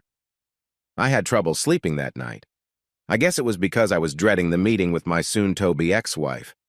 And if Meredith was there, would that make things more complicated? It was a situation I hadn't anticipated. At least I knew her mother had told her the truth about our separation. On Saturday morning, I rented a car and drove out to Maple Ridge. The new bridge over the Fraser River was finished, and the new Pitt River crossing was under construction. The town was still growing, with signs of new buildings and renovations everywhere. The village wasn't the quiet place it used to be. I had lunch at the pub we often visited, but I didn't see anyone I recognized. That was probably for the best. I was just passing time before driving to the new house we had bought before I left. I couldn't help but worry about how I would be received. I walked up the steps and rang the doorbell a few minutes before 2 o'clock. I have this habit of arriving early to appointments. The door opened right away, and there was a different Sandra standing there, a look of uncertainty in her eyes. Hello, Sandra. May I come in? Of course, she replied, moving aside. There was no hug or warmth in her greeting. I stepped inside and took a seat in the living room. Sandra chose a chair nearby instead of the sofa, which surprised me. You've been gone a long time. You seem like you were somewhere sunny, she said. Her voice was flat, matching her expression. There was no smile, no frown, just a blank look. She seemed older than her 45 years. Whatever she had faced in the past 18 months had clearly been tough for her. I'm back, but I'm not sure for how long, I said. I didn't plan to stay here and deal with a divorce while watching my life fall apart. Leaving didn't solve anything, she replied. You're mistaken. It was good for my health, both mentally and physically. I managed to forget about you and Randall and what happened. You really dislike me, don't you? She said, sounding sad. I don't feel love for you. How could I after reading those emails? It wasn't just cheating. You tried to take everything from me. How would you expect me to feel about that? She remained silent. I have an offer for you. I will agree to a divorce, but it will be on my terms. Given the situation, I think it's fair. Look it over, and if you agree, I'll have a lawyer prepare it and you can sign. Then it will all be finished. I handed her the typed paper and she glanced at it. I'm entitled to half of our assets. This isn't half, she said, still showing little emotion. I have emails that show you were working with Randall to get more than your fair share. How do you think a judge would see that? And what about Randall leaving his family? Do you think a judge would look kindly on that? As I said, I think my offer is reasonable, but it's your choice. If you refuse it, things stay as they are. You live in this house because I let you. It's in my name, not yours. You might want to consider that. I'll call you next week with an answer. I suggest you think carefully before you make a decision. I sat quietly, while she kept looking at the paper in her hand. but I could tell she wasn't really reading it anymore. "Can you tell me why?" I finally asked. She looked up, and I was surprised by how much she had changed. "I don't really know," she said after a long pause. "I guess I was at a time in my life when I wasn't sure of myself. How I looked. Was I still appealing? I don't remember you ever saying I was. When Randall started to pay attention to me, I felt special. It was nice to feel that way. I let my feelings take over my thoughts. I knew it was wrong, but I was excited, and he was charming. Over time, it all seemed easy. We could get divorced and be happy together. I had no idea it was all a trick." "A trick?" "Yes. He had no plans to marry me. He was taking money from older clients thinking they wouldn't notice. Sadly, one of the client's sons found out and reported him. I spent so much time answering questions about what I knew and where the money was. They were going to charge me with helping him cheat, but the prosecutor decided not to, because they weren't sure they could prove it. That was after I agreed to tell them everything I knew, which wasn't much. Randall kept everything secret from me. I had no idea he was stealing from those people." "So Randall is facing charges," I said. "Yes, but I'm not sure what they are. Something about not doing his job right and stealing, I think. They told me I probably won't be called as a witness at his trial. Even so, my reputation is hurt." "That's a high cost, don't you think?" "Yes, a very high cost. My husband, my self-respect, my job," she said, looking at me again. "I'm sorry, Dex. I wish I could go back and change things, but I can't. All I can say is I'm sorry." "I'll call you Wednesday," I said as I stood up and walked to the door. It was a much shorter meeting than I planned, but Sandra seemed so beaten down that I didn't think pushing her for more details was needed. She knew she had made mistakes, and at least she apologized. As I drove back to the city, I tried to figure out what might have caused our marriage to break apart like this. Was she looking for excitement? Was there something wrong on my part? The twins said there wasn't. I went over the thoughts again and again, but I couldn't come to any answer. Whatever the cause, it had happened, and I had made a decision I didn't want to change. I was going to live my life without Sandra, no matter what she chose about the divorce. Usually, Tom Yardley and I were the first two people in the office every morning. Tom was an early riser and always eager to get to work first. I felt similar because I did my best work in the morning. So when I got to the Pinecone office on Monday morning, it was no surprise to find Tom there already. He was pouring his first cup of coffee, and I joined him. "Good morning, Dex. Ready to get back to work?" "Yes, but that raises the question about Dorothy. I don't want to upset her, and I've heard she did a great job while I was away. I was thinking about giving her another site rep assignment." "Well, we could consider that, but I suggest you wait until later this morning. I'd like you to catch up with Dorothy first, and then meet me in my office at 10 o'clock. I have something that might interest you." "Okay, 10 o'clock it is. I guess I shouldn't ask what the meeting is about?" I smiled. "Not at all. See you then," he replied, returning my smile. When I walked into Tom's office at 10 that morning, I was surprised to see Wolf Balak sitting comfortably with a cup of coffee. "Hey, Wolf. How have you been? Long time no see." "I'm well, Dex. Good to see you, too. I've heard good things about you on our airport project," he said with his thick German accent. "Oh, from whom?" "The contractor. He mentioned he would work with Pinecone any time in the future. He thought you were very professional and handled any issues quickly. Thank you for that." He smiled. "Honestly, Wolf, we didn't have many problems.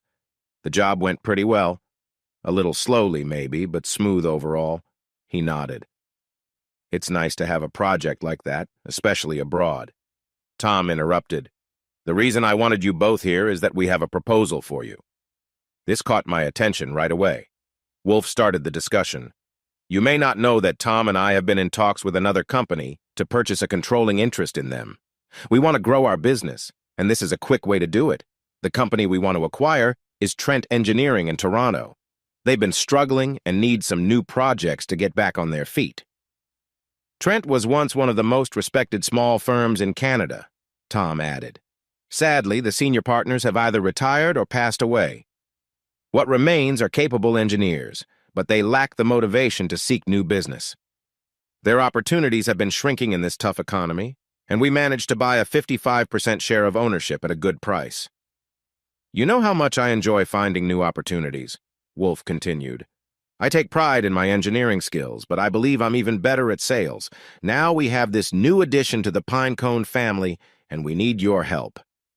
I sat there, looking at them. This was a bit of a surprise. I couldn't figure out why Tom and Wolf needed me, especially since I had no background with Trent Engineering. "We can't compete with big firms like SN Slavalin or Hatch, but we do well in our niche," Tom said. "We find success by focusing on what we do best and spending time working with architects and construction companies to build their trust. This approach has worked, and we plan to keep it." "Where do I fit in?" I asked. "When the acquisition finishes next month," Tom continued, "we want you to go to Toronto and check out their capabilities. They've had a spending freeze for 3 years, and I know how much we've invested in updating our tools and software. They will need to catch up, so we want both offices to have the same programs." "That makes sense," I replied. "I won't know how long I'll need until I get there." "How many operators do they have?" "I think there are about 24 workstations," Wolf answered.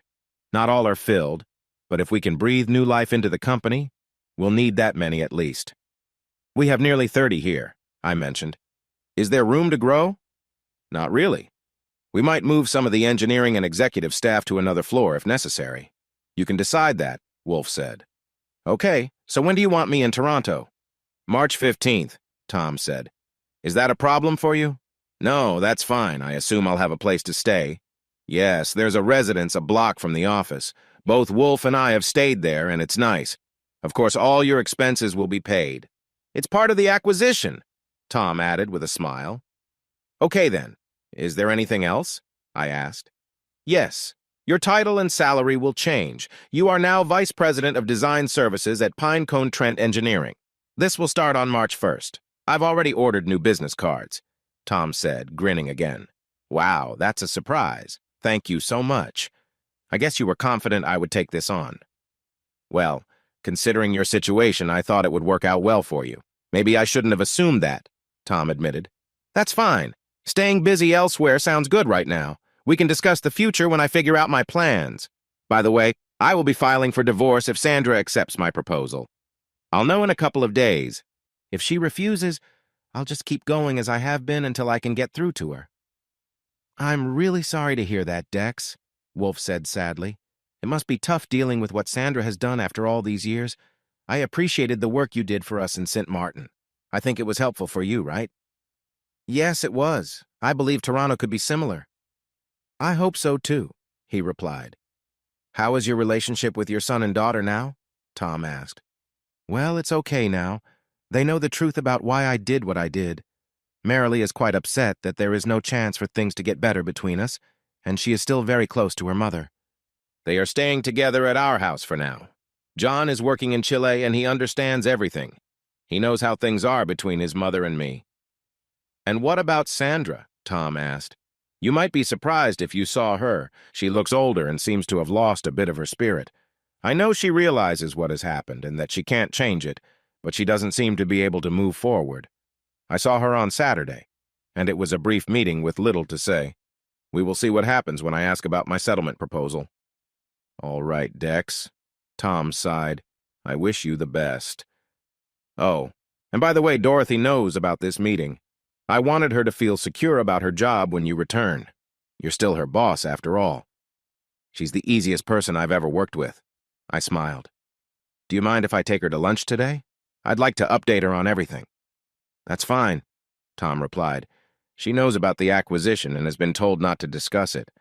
I mentioned that I would be talking with you too, so she won't be caught off guard." I left the meeting feeling excited. A vice presidency, I never expected that. I didn't even ask about the salary because I trusted Tom and Wolf to treat me well. This was a great boost for my spirits. I had a new project and a new responsibility.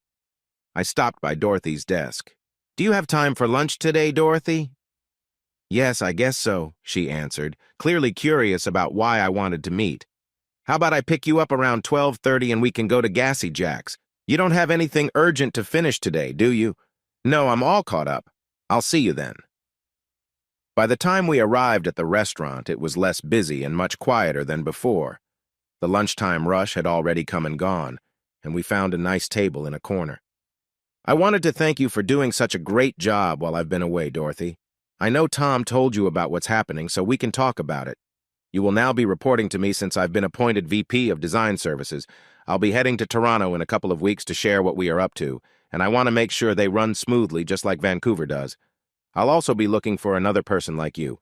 I smiled. Thank you, Dex. I really appreciate your support. I love the job, and everyone has been wonderful since I took over. Good. I'm glad to hear that.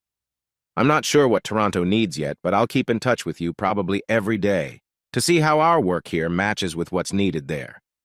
I've been away for 18 months, so I know things have changed. The waitress came by and we ordered our lunch. Dorothy Milner was a young lady in her 30s. She was married, without children, had lovely dark brown hair, a nice figure, and dressed well. She seemed like a successful career woman, professional, yet still embracing her femininity. I hope this isn't too forward, Dex, but I was really sorry to hear about what happened with you and your wife. That must have been tough for you. It was. The best thing that came out of it was the job at St. Martin Airport. It helped me leave here and step out of my comfort zone, I joked. I met some interesting people there who helped keep my mind off things.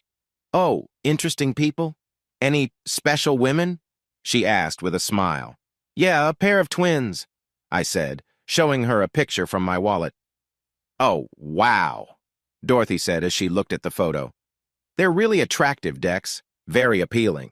Yes, they certainly made me take notice. Old? You must be joking. Have you looked at yourself since you returned? You're tanned and fit. Honestly, Dex, you look great. If I weren't happily married, I'd be interested. She laughed. Thanks. I do feel a lot better, and a few people have mentioned it. It's nice to hear. I have a couple of single friends who would love to date you. Want me to share your number with them? I only do this for those I trust.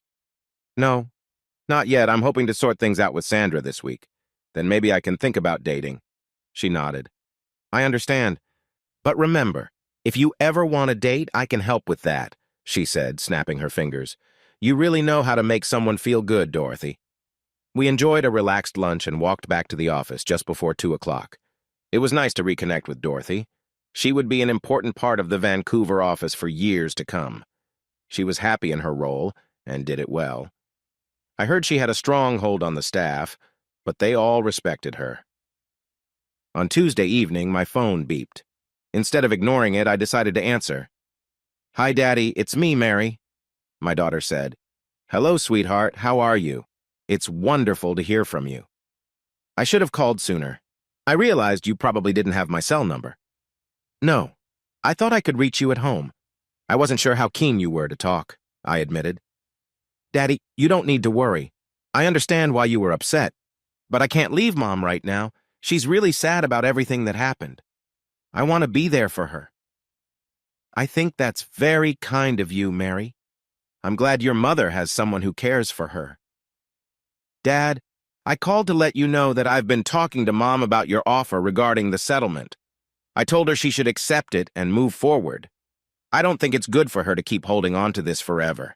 It won't help her feel better. I mean emotionally. She has to realize that she made a big mistake and she shouldn't expect a reward for that. I think she understands now, but you'll see for sure when you talk to her tomorrow night. Thank you, Mary. I appreciate what you're doing. I hope she listens to you. I don't want to hurt her any more than I have to, but I've made a clear decision on this matter, and she needs to accept that I'm not going to go back and forth anymore. I know, Dad. I wish this never happened, but you both need to move on with your lives. Have you seen how she looks? I think John would be upset if he saw her like this. She needs to find something that brings her back to life. You've done everything you can, Mary. You are a wonderful daughter, and I'm sure your mother knows that too. You make me very proud to be your father. I heard a little sniffle on the other end of the phone, and honestly, I was close to tears myself. Good night, Dad. We'll talk soon. After I hung up, I realized I hadn't told her about my promotion and my move to Toronto in a couple of weeks. There would be time for that later this week, I thought. By Wednesday evening, I was anxious about Sandra's decision. I wanted this difficult situation to end. There wouldn't be a chance for us to get back together, and I wasn't looking for revenge. I just wanted a fair settlement from the divorce, one that let me walk away with my dignity despite what she had done. Hello, Sandra. I'm calling to hear your answer to my settlement offer. I wasn't going to waste time with small talk. Yes, Dex, she sighed. Mary has convinced me that your offer is reasonable, so I will sign the papers. I'm not sure it's what I really deserve, but I guess it's the price I have to pay for my actions. I believe you've made a good choice, Sandra. We both need to move on with our lives, even if they are separate. I'll hold on to the good memories, no matter how it all turned out. I'll work on forgetting the bad ones. Yes, I think that's the right way to see it. There's no use in focusing on the past mistakes. How do you want to proceed? I've had my lawyer prepare the offer, so I'll send it to your lawyer. Then you can set up a meeting for the three of us to sign. Sounds good. Did Mary tell you we want to sell the house? No, but that makes sense. Since both of you work downtown, finding a place closer would definitely make things easier. I'll transfer the house to you as we agreed. We're considering buying a condo in False Creek. It would be nice to walk to work from there. That sounds good. I'm happy Mary will be nearby. I think it will be helpful for both of you for a while. Yes, she's been a great support for me. I truly don't know what I would have done without her. I just hope she finds someone special someday. I don't want her to give up her own life for me. I think so too. You can help her with that. I'm sure she will see it when you are back to your usual self, I said encouragingly. We chatted a bit longer about how the sale and sharing of assets would happen before we finished the call. I took the elevator down to the lounge on the main floor and ordered a drink. It took another one for me to relax enough to realize that my marriage was really coming to an end. Now it was just a matter of signing some papers and filing the divorce documents. In 6 months, I would be single again. I was glad I decided to stop at 2 drinks and go to bed early. I didn't fully understand how stressed I was about the divorce and the settlement. The next morning, I woke up at my usual time and went through my morning routine before taking the elevator to the lobby and a cafe. I had my regular light breakfast before walking to the office on yet another gloomy, rainy morning in Vancouver. St. Martin had spoiled me. The next 2 weeks felt like they went slowly as I worked with Dorothy to review the new upgrades installed on the server while I was gone, plus the new equipment she wanted.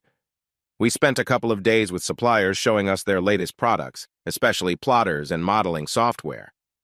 I needed to decide what to recommend for both locations, but I didn't have all the information I needed for Toronto. Finally, on Sunday morning, March 14th, I boarded an Air Canada flight to Toronto for my next task. I felt quite confident as I thought about the challenges ahead. Everything had gone well in St. Martin, hadn't it? I had a clear plan for what we wanted to do in Toronto. The only unknown was how good the team there would be. I checked into the Rossmore Suites and found they had set up a 2-bedroom unit for me, which was actually a small, fully furnished apartment. It was more than enough for my stay. The building also had a gym, a billiards room, virtual golf, and a movie room. If I needed space for meetings, there were rooms available as well. I was very pleased with the modern facilities. Following my usual routine, I planned to be at the Trent offices just after 7 on Monday morning. When I arrived, I found the office was dark and the door was locked. Note to self: get a key. I remembered seeing a coffee shop near the building's lobby, so I went down to find out when the office opened. The waitress, who looked to be in her middle years, asked for my order, and I chose a latte. Do you know when the offices open at Trent Engineering? I asked when she brought my drink. Trent? That's on the 7th floor? I nodded. They open at 8 for the regular workers. The higher-ups usually come in around 9. Thanks, I said, realizing I needed to adjust. This was Toronto, not Vancouver. Here, work hours started and ended later. Still, I thought it wouldn't hurt to be the first in the office. It could help me do my job better. I wouldn't ask the staff to do the same, but maybe some would follow my lead. After all, coming in early might let them leave earlier, too. There was no reason the office couldn't have different start times. I sipped my latte until just before 8 o'clock and made my way to the elevators again. The place was much busier now, and many people had come into the coffee shop for a hot drink or a pastry before heading to their jobs. I took the crowded elevator to the 7th floor, and several people got off at the same time. I waited a moment before following them into the Trent offices. The receptionist was just adjusting her headset when I reached her. Good morning. I'm Dexter McLeod. I believe I'm expected, I said nicely. Oh, Um, I don't have a note about that. Do you know who you're supposed to see? She asked. Mr. John Flannery. Well, Mr. Flannery usually comes in around 9 o'clock. Would you like to wait? I guess I should, I smiled. I'll be here for the next few weeks. I handed her my business card. Oh, Mr. McLeod, you're from Vancouver. Let me call Mr. Flannery and see where he is. I'm sure he's expecting you. That's very kind of you. Thank you, I replied with a smile. I always believed in being nice to the receptionist. She dialed a number and waited for a few moments. Mr. Flannery, it's Bridget at the office. There's a Mr. McLeod from Vancouver here to see you. I couldn't hear the other side, but Bridget's frown told me the call wasn't good. Yes, sir. I'll let him know, she said finally. I'm sorry, Mr. McLeod. Mr. Flannery won't be in until 9 o'clock. He suggested you have a coffee and wait here in the lobby. She looked a bit embarrassed, and I felt for her. She was just sharing a message, and Flannery seemed important. Who is Mr. Flannery? I asked. He's the senior partner. Mr. Golowitz and Mr. Zarek are the other partners. They'll be here at 9 this morning, too. I'm sorry no one was here to greet you. Please call me Dex. That's what everyone calls me. I'm here to update the design department. I don't think Mr. Flannery would be pleased if I got too close to one of our vice presidents, she said seriously. That's fair. But when no one else is around, it's Dex and Bridget, right? She smiled and nodded. That felt like a small win. I began to wonder if the senior staff were not as excited about the acquisition as I thought. I reminded myself to stay calm and see how things unfolded. Just before 9, a large man in his 60s walked into the office, looked me over, and then turned to Bridget. She handed him some notes, and he glanced at them without much interest. Finally, he turned to me. Are you McLeod? He asked firmly. Dexter McLeod, Mr. Flannery, I said, standing and offering my hand. He ignored it. I have things to take care of this morning. I'll let you know when I'm ready to see you, he said, turning away and walking toward the back offices. I was shocked. What was this? I looked at Bridget, who was blushing but just shrugged as she answered another call. I had an hour before Tom would arrive, so I decided to wait. I wasn't going to assert my authority, but I also didn't want to be treated like I was less important by someone who seemed out of touch. He needed to remember who had most of the ownership in this company, though it wouldn't be my place to remind him. At 10 o'clock, Flannery still hadn't come around, so I walked up to the reception desk and handed Bridget another card. If Mr. Flannery wants to talk, tell him to reach me on my cell. The number is on the card. Thanks, Bridget. I turned to head for the elevator. Mr. McLeod, Bridget called after me. I turned back. I'm sorry, sir. I nodded. That was a nice touch. Flannery, on the other hand, was getting on my nerves. I headed for the restroom I saw near the elevators. Since it was empty, it would do. Tom Yardley, he answered. Hey, it's me, I said, my frustration spilling out. I could hear him laughing as he recognized my voice. I assume you've met the one and only Mr. Flannery, he said, trying to contain his laughter. Not really. He showed up at 9, told me he'd see me when he could, and then walked away. I haven't heard from him since. I should have warned you, Dex. He's not the easiest person to deal with. He thinks we took the company from him. The other 3 partners were all for the deal, but Flannery was convinced the business just needed more money and everything would be fine. He had a big argument with Wolf about the final deal, but Flannery ended up losing because we had shares from the other 3 partners. 3? I thought there were only 2 partners besides Flannery. No. One of the widows of another partner owned shares that changed everything. While she doesn't work at the firm, she wants to see it succeed again. And you couldn't tell me about this, I said, feeling a bit frustrated with my boss. I'm sorry, Dex. I didn't want to create problems before you arrived. I will call Mr. Flannery, with whom I have at least a friendly relationship, and let him know that you should be treated with respect. He doesn't want complications if he keeps up this attitude. Thanks, Tom. I will keep calm for now, but please give me someone else to work with. I don't think I can handle too much of Flannery every day. Okay. He'll probably be happy to not see you too often. I knew he wouldn't be nice, and I apologize for putting you in this situation. All right, Tom. I have a feeling this job won't go as smoothly as my last one. I hope I'm wrong. Dex, you can manage it. I've watched how you work with people for years. You'll find a way. Call me if Flannery gives you any more trouble. Okay. I should get back to the office before he notices I'm gone. Tom laughed again, and that ended our conversation.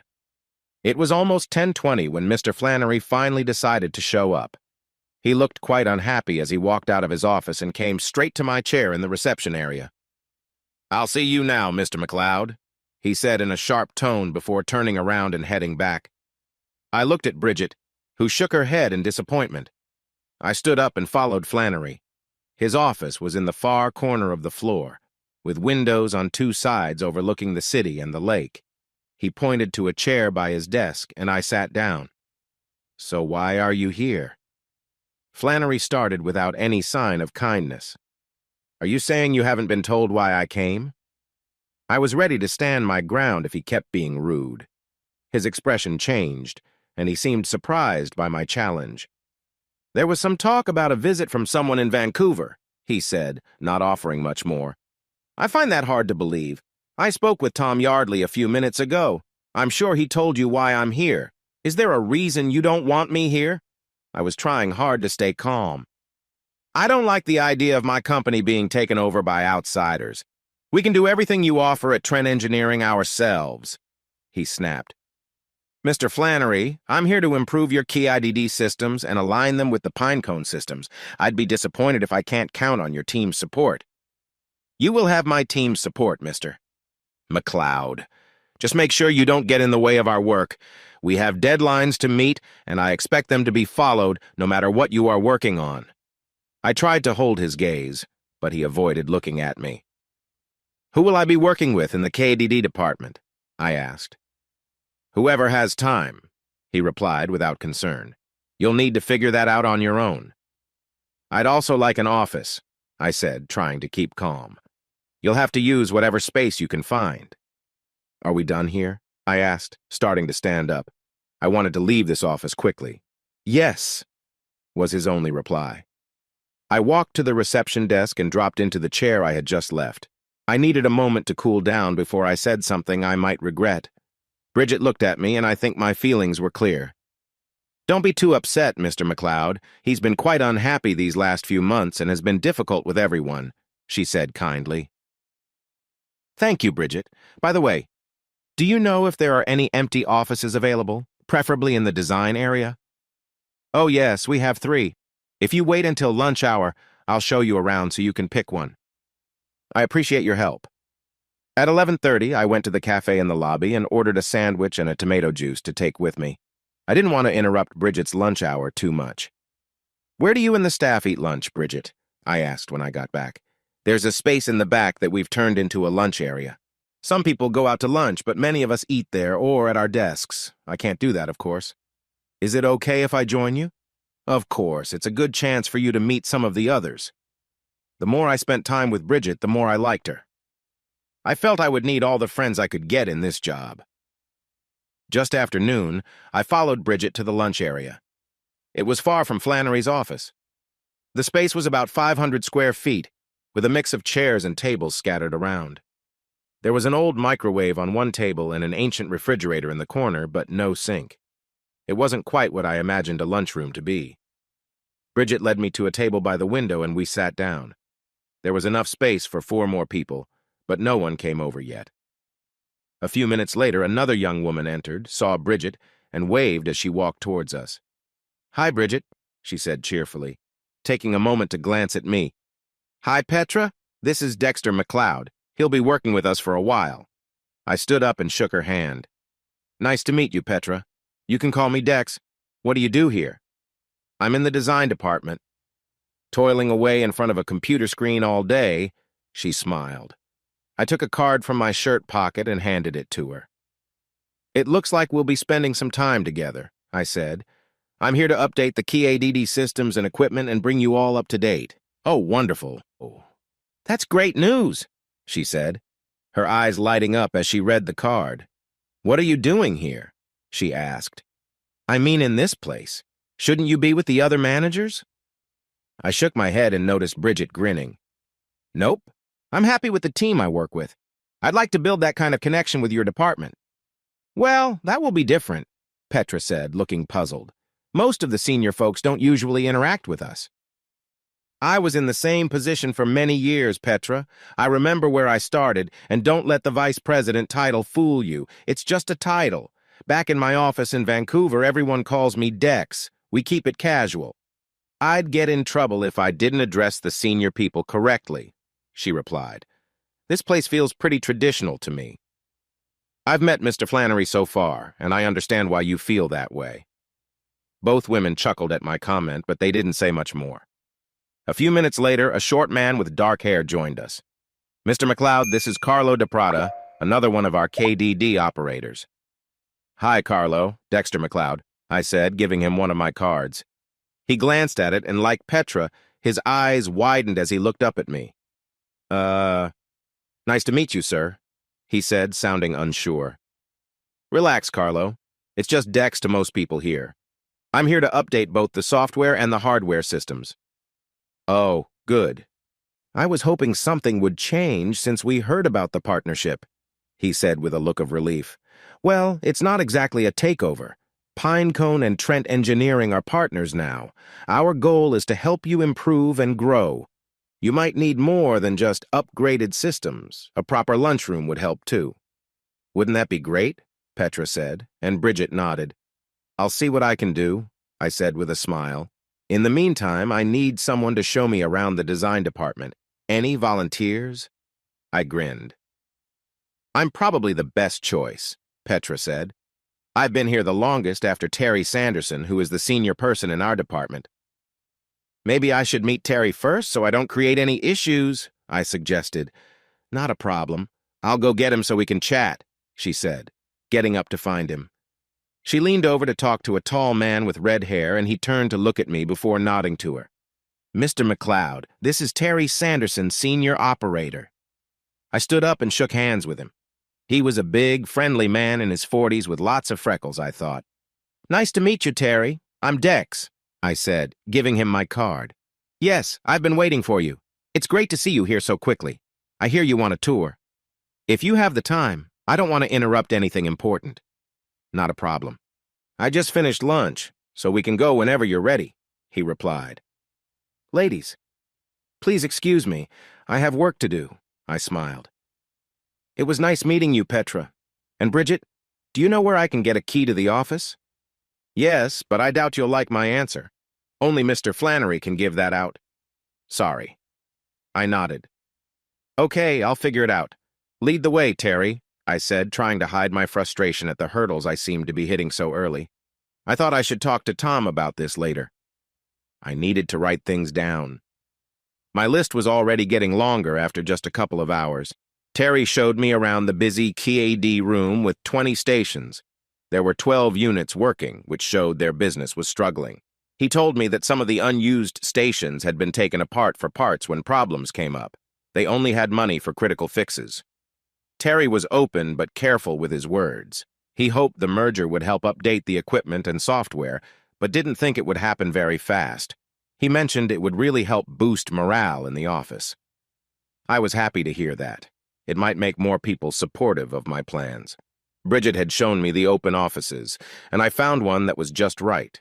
It was easy to access the team, but also private when I needed it. I set my laptop on the desk, connected it to the wall with an Ethernet cable, and quickly faced a login page that required a password. Good. There was some security. Terry gave me the password for the week, and I got my station set up and logged in. I spent the next hour looking through our work site and checking what our team was busy with. There was a job log, but it was not very long. The sooner I could boost this department, the sooner I could let Wolf reach out to potential clients. At 5 o'clock, I called Tom again, having written down a list of things I needed to sort out.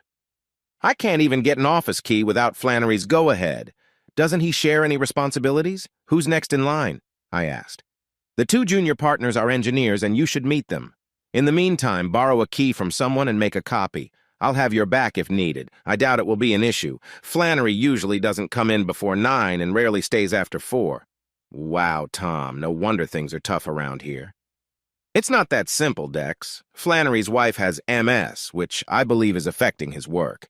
It's tough to lose business, but it's even tougher to care for a sick spouse. This isn't something everyone knows, Dex. I got this information from Michelle Gauthier. Who is she? She is the minority partner. Her husband worked really hard, and when he passed away unexpectedly, the search for new jobs stopped too. The others there are mostly not very active in finding new projects. Can you tell me who owns what? Or is that a secret? It's not a secret, but I wouldn't want it to be common knowledge. Pinecone owns 55% of the shares, and Trent owns 45%. Within Pinecone, Wolf and I each own 40%. The remaining 20% is held by others like you. At Trent, Flannery owns 42%. The two junior partners own 20% each, and Mrs. Gauthier owns the last 18%. It was those junior partners, along with Mrs. Gauthier, that helped make the merger happen. You know how Flannery feels about that. I haven't met the other three yet. Should I? Yes, especially the two partners who are very active. We worked hard to build a strong relationship between the engineers and the designers. I'd like to see that happen at Trent, too. Yeah, we've been lucky at Pinecone, and we haven't faced this kind of issue. I'll introduce myself to the engineering team tomorrow and let you know how it goes. By the way, is there any space in my budget for a lunchroom? The team here doesn't really have anything. The place is empty, but it could use some help. As long as it's not a fancy restaurant, go ahead. I'll send out an email giving the green light for that and any other needed changes. Just keep me updated. Thanks, Tom. I feel a bit better. If I can ease Flannery's pressure, I should be able to make some progress soon. Once we finished talking, I put down the phone and sighed. This was going to be challenging. I walked out of the office just as Terry was getting ready to leave for the day and asked him if he had a key to the office. Sure. I don't use it often, but if you need it, just let me know, he replied. I'd like to borrow it and make a copy. I can return it to you tomorrow. Did Flannery approve this? He asked, sounding worried. Nope, Tom Yardley did.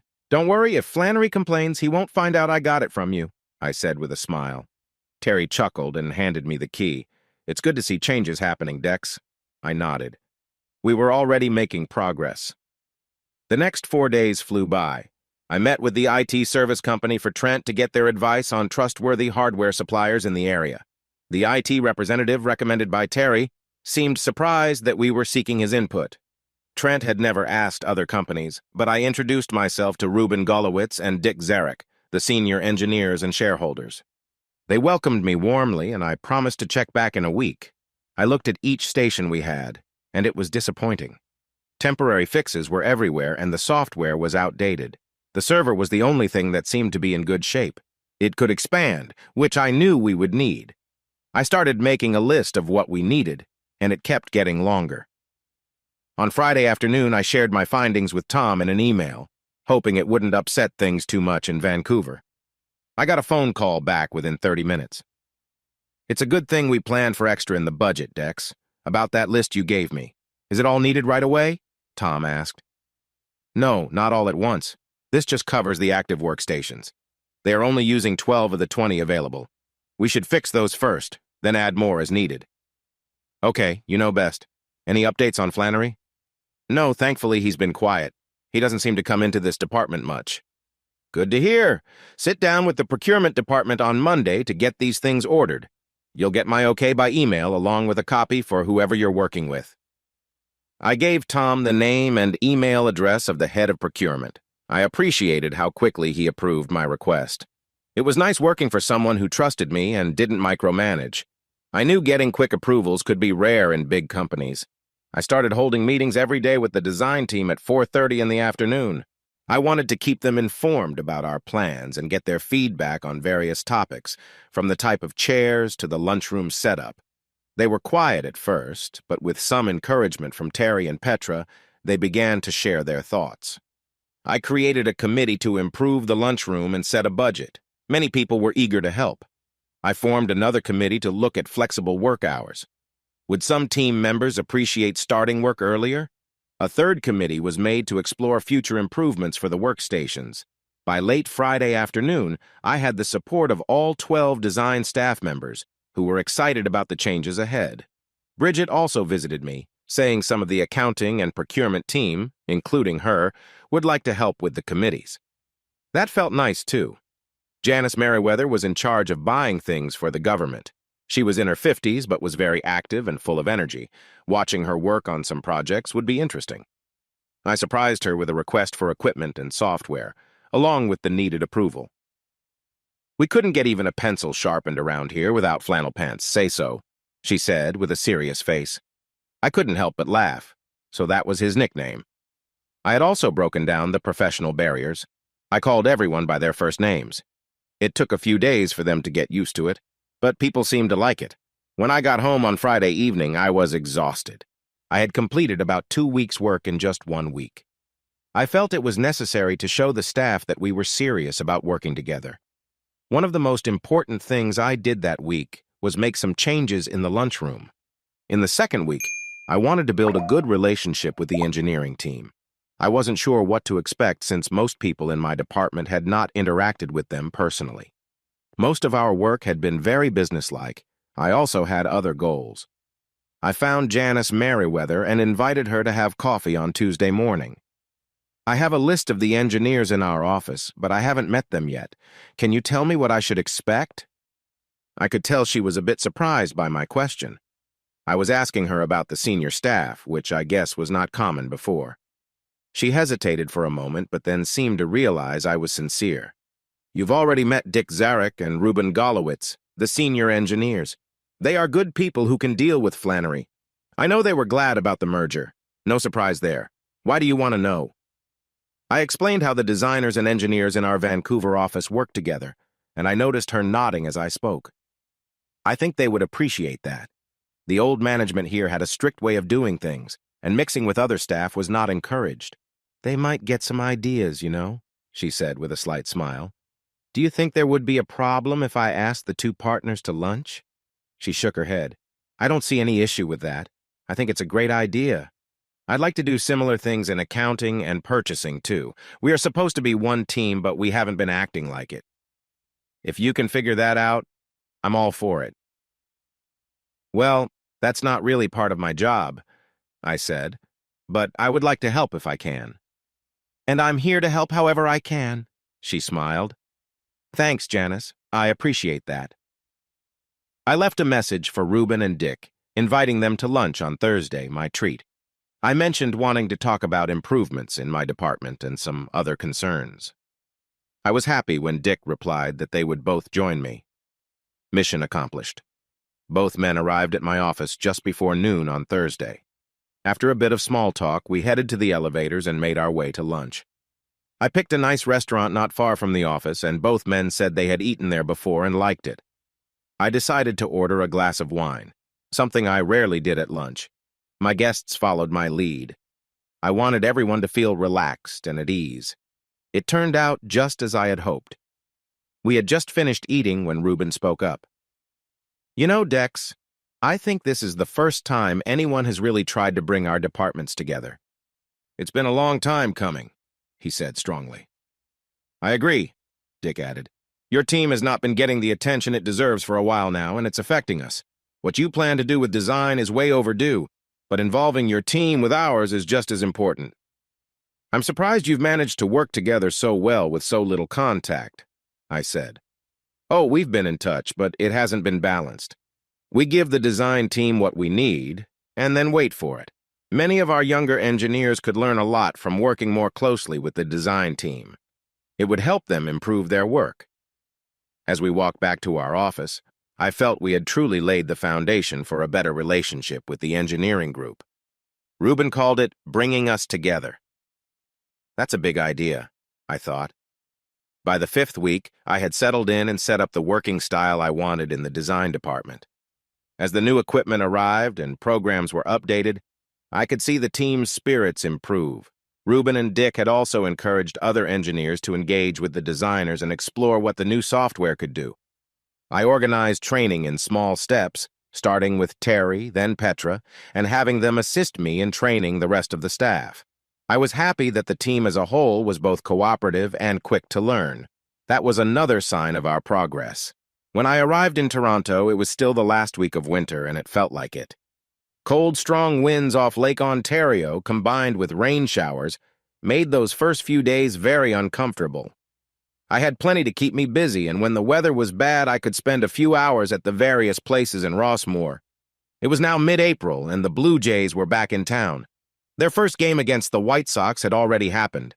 With the warming weather and the stadium's roof that could open and close, we wouldn't have to worry about rain affecting the games. It would be a nice weekend activity. I spent some of my free time visiting popular spots like the Royal Ontario Museum and the Art Gallery of Ontario, all within walking distance of my apartment. By the end of April, though, I started to run out of new things to do. I hadn't rented a car yet because I didn't need one, as I could take streetcars, buses, subways, and trains to get around Toronto. Living with the twins had spoiled me. They had treated me to wonderful meals and great company. I had been keeping in touch with them through Skype, and it was good to see they were happy back in Holland. I shared stories about my new job and the challenges I faced, along with news about my recent divorce.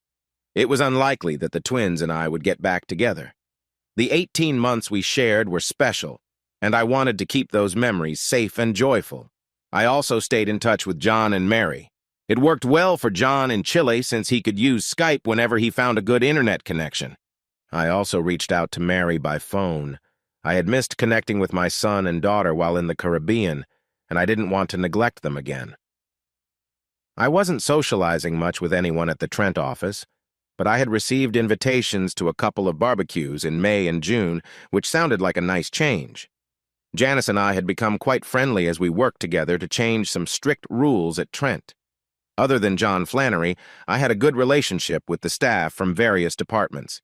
It was funny that just as I was thinking about Mr. Flannery's unfriendly attitude, I received a call from an unexpected person. "Mr. McLeod, my name is Michelle Gauthier. I am a shareholder in Trent Engineering." "Yes, Mrs. Gauthier, I know who you are. How can I help you?" "I would like to arrange a lunch meeting with you one day this week. I want to meet the new people in the company, and since you live here now, I thought I'd start with you." "I would be happy to meet Mrs. Gauthier. When would work for you?" "Would Thursday be okay?" she asked carefully. "Thursday works for me." "Where should we meet?" "My late husband was a member of the university club, and I've kept his membership. Let's meet there, but you will need to wear a tie. Sorry about that." "That won't be a problem. Thursday at noon at the university club works for me." I wondered what this meeting was about. I checked the university club website and saw it was a very fancy place. On my first day at Trent, I started wearing a suit and tie to work, but I often took off my jacket and loosened my tie once I got to my office. John Flannery thought I followed the dress code all day. It was a short ride to the club on the streetcar, and I left the office on time for our noon meeting. I arrived a few minutes early, introduced myself to the maitre d', and was shown to a lovely table by the wall. I had barely sat down when a friendly woman in her 40s approached me with a smile. "You must be Dexter McLeod," she said cheerfully. "I'm Michelle Gauthier." I stood up and shook her hand. "Nice to meet you, Mrs. Gauthier." "Oh, please call me Michelle. I hear you go by Dex, is that right?" "Yes, that's correct." "Don't feel shy, Dex. I've heard you are making a big difference at Trent for the better." "I have to admit I'm trying to do my best." She laughed warmly. "I heard you didn't get a warm welcome from John Flannery. That's no surprise," she said, still smiling. "No, he was not happy to see some newcomer from the West come into his territory." She laughed again. "Janice was right. You really are a fresh perspective." "Oh, so that's where you got your information," I said with a smile. "Yes, and I've heard from others, too. You've made a strong impact quickly. I had to meet you and see who John Flannery's rival was." "Well, I'm not trying to be his rival. I just want to stay out of his way." So far, I think I've succeeded. We decided to look at the menus, and after I shared some of my background, the waiter came, and we placed our orders. "What do you think will happen with John Michelle?" We were comfortable enough to use first names. "I'll tell you something you might not know. John hasn't always been this difficult. 5 years ago, his wife was diagnosed with multiple sclerosis. Catherine and John have been together since college, over 40 years, and their love for each other is still strong. During that time, 2 of the senior partners retired, and then my husband, David, passed away unexpectedly. The company lost a lot of its energy during that difficult period. You add those 2 stresses to a man like John, and it's easy to see how he could reach his limit. I heard that his wife is not well, but knowing more about him makes his actions almost understandable. Why doesn't he take a break? I asked. Trent is all he has to keep him busy. He cares for Catherine, so he comes into the office to give them both some space, then leaves early to be with her when he can. He would be better off taking some time away and taking his wife on a long trip or a cruise while they can still enjoy it together, I suggested. Michelle looked at me with fresh eyes. Why didn't I think of that? She said softly. Reuben told me he has nothing to do at the office. He just sits and reads the newspaper or reports. He doesn't see anyone. Has he even come to your department? No, not since I've been there. She leaned back in her chair, deep in thought. When you go back to the office this afternoon, I will join you. I think it's time for me to talk to Mr. John Flannery. She said this without expecting me to disagree, so I nodded. Maybe she could connect with him. They were both suffering. Michelle from losing her husband and John from his wife's illness. I thought it could help. Michelle settled the bill, and I thanked her for the wonderful lunch. It was a nice surprise. As we left the dining room, I looked at the attractive woman beside me. She seemed around 5'5" or 6, had a nice figure, perfectly styled silver blonde hair, and a confident walk. All in all, she was quite lovely. How did you get here, Dex? She asked as we stepped out of the building. Oh, I took the streetcar. Great, so did I. Let's go. What a nice surprise. No fancy car or even a taxi. This woman was fine with public transport. Just another reason to admire her. Where are you staying, Dexy? At the Rossmore Suites, just a block from the office. Good choice. I think Tom Yardley and Wolf stayed there when we worked on the merger. I have a question you might not want to answer, I said carefully. Go ahead, she said, curiosity on her face. Were you happy with the acquisition merger? Yes, she replied without hesitation. I knew it was necessary, and so did Reuben and Dick. I was impressed with Tom and Wolf. Especially Wolf. He reminds me of my late husband, full of confidence and energy. He will make a big difference to Trent, in my opinion. That's been his record at Pinecone, and I believe it will continue here. I'm glad you approve. I'm sure Tom and Wolf want the other partners to be pleased with the new company. From what I can tell, Reuben and Dick are absolutely. But I think you've played a big role in this. I've heard from my contacts that Dexter McLeod is a really nice guy. You made some smart choices early on, like fixing up the lunchroom and creating committees to get things done. Nobody had ever tried anything like that before. It's pretty simple, he replied.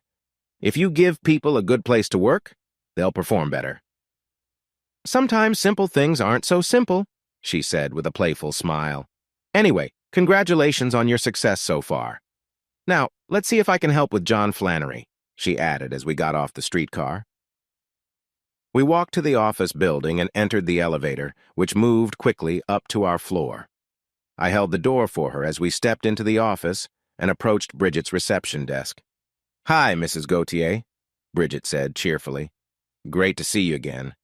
She looked at both Michelle and me with curiosity, probably wondering what we were doing together. Good to see you too, Bridget. Could you please let John know that I'd like to see him? I'm sure he's free, she said with a smile. Thank you again for lunch, Mrs. Gauthier, I fumbled, feeling a bit shy. I hope I can return the favor someday. It's entirely my pleasure, Dexter. Thank you for coming with me. I'm sure we'll keep in touch, she replied, with one of her warm smiles. As we left, I noticed Bridget glancing at us with interest. It seemed my lunch with Michelle had sparked some intrigue. I had probably puzzled a few of my coworkers.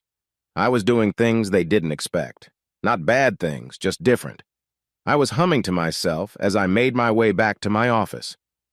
A nice lunch with an interesting woman has a way of brightening your day. Even if she seemed to be out of my reach, it was nice to have spent some time together. Returning to my desk, I started updating my report for Tom. I had been sending him weekly progress updates. Even though he hadn't asked for them so often, I was happy to share. It helped me remember what had happened over the past week, and Tom mentioned that he liked hearing some office chatter mixed in with the usual updates. Just before quitting time at 5 o'clock, Janice walked into my office, closed the door behind her, sat down, and said, "Okay, Dex, spill. What's going on with you and Michelle at lunch?" I chuckled as she gave me her serious gaze. It was hard for her to stay stern when curiosity shone through. "What do you mean, Janice?" I asked, pretending not to understand. "Come on. When our best bachelor has lunch with our best widow, something must be happening, she insisted. Well, it wasn't my idea. Michelle just wanted to see me. After all, you've been giving her information, so it's not a surprise, I said, hoping to catch her off guard. It seemed to work. She looked surprised and paused for a moment before replying. She's a lovely person, Dex, and you've probably noticed she's quite attractive too, Janice said more carefully. Janice, she's way out of my league. I think you're misreading things. I noticed you were on a first-name basis, she pointed out. That was her idea. I always respect my colleagues' wishes, I replied with a smile. Excuse my words, but that's nonsense. Careful, Janice. That kind of talk doesn't fit the office rules. Janice sighed, gave me a rueful smile, and shook her head. Look, handsome, there are many single women in this office who would love to go out with you, and some married ones too. The day you started here, you had their full attention. Now you come back from lunch with Michelle Gauthier. So don't tell me nothing's happening. Janice and I had clearly moved from casual chatting to being direct. Still, I couldn't be mad at her. She was the leader of the female staff and a valuable friend when it came to office matters and company history. In her mid-50s, she had been with Trent for over 20 years. That's a big jump, Janice. One lunch and I'm already the new guy? You might be if she has her way. Michelle and I go way back. I'll get the details on your lunch before you know it. Then I'll have a better idea of what's going on, she said with a smirk. I shook my head. Aren't there any other single men around here? None that are as charming and capable as you are, Dex. You might just be in the right place at the right time. Don't resist it. Just go with it, she chuckled, standing up and heading for the door. See you in the morning, she said with one of those sly smiles I was starting to recognize. As Janice left, Bridget returned to my office and handed me a card. Mrs. Gauthier asked me to give this to you, she said with a knowing smile. Is everyone in on something? I looked at the card. It had Michelle Gauthier's name, Suite 2101, Lakeside Place, Toronto on, and a phone number, but no other details. Interesting. I received an unexpected call from Tom Yardley late Friday morning. After exchanging polite greetings, he got to the point. How is the project going? Good, Tom. I think we're ahead of schedule. I'm getting great support here, I replied happily.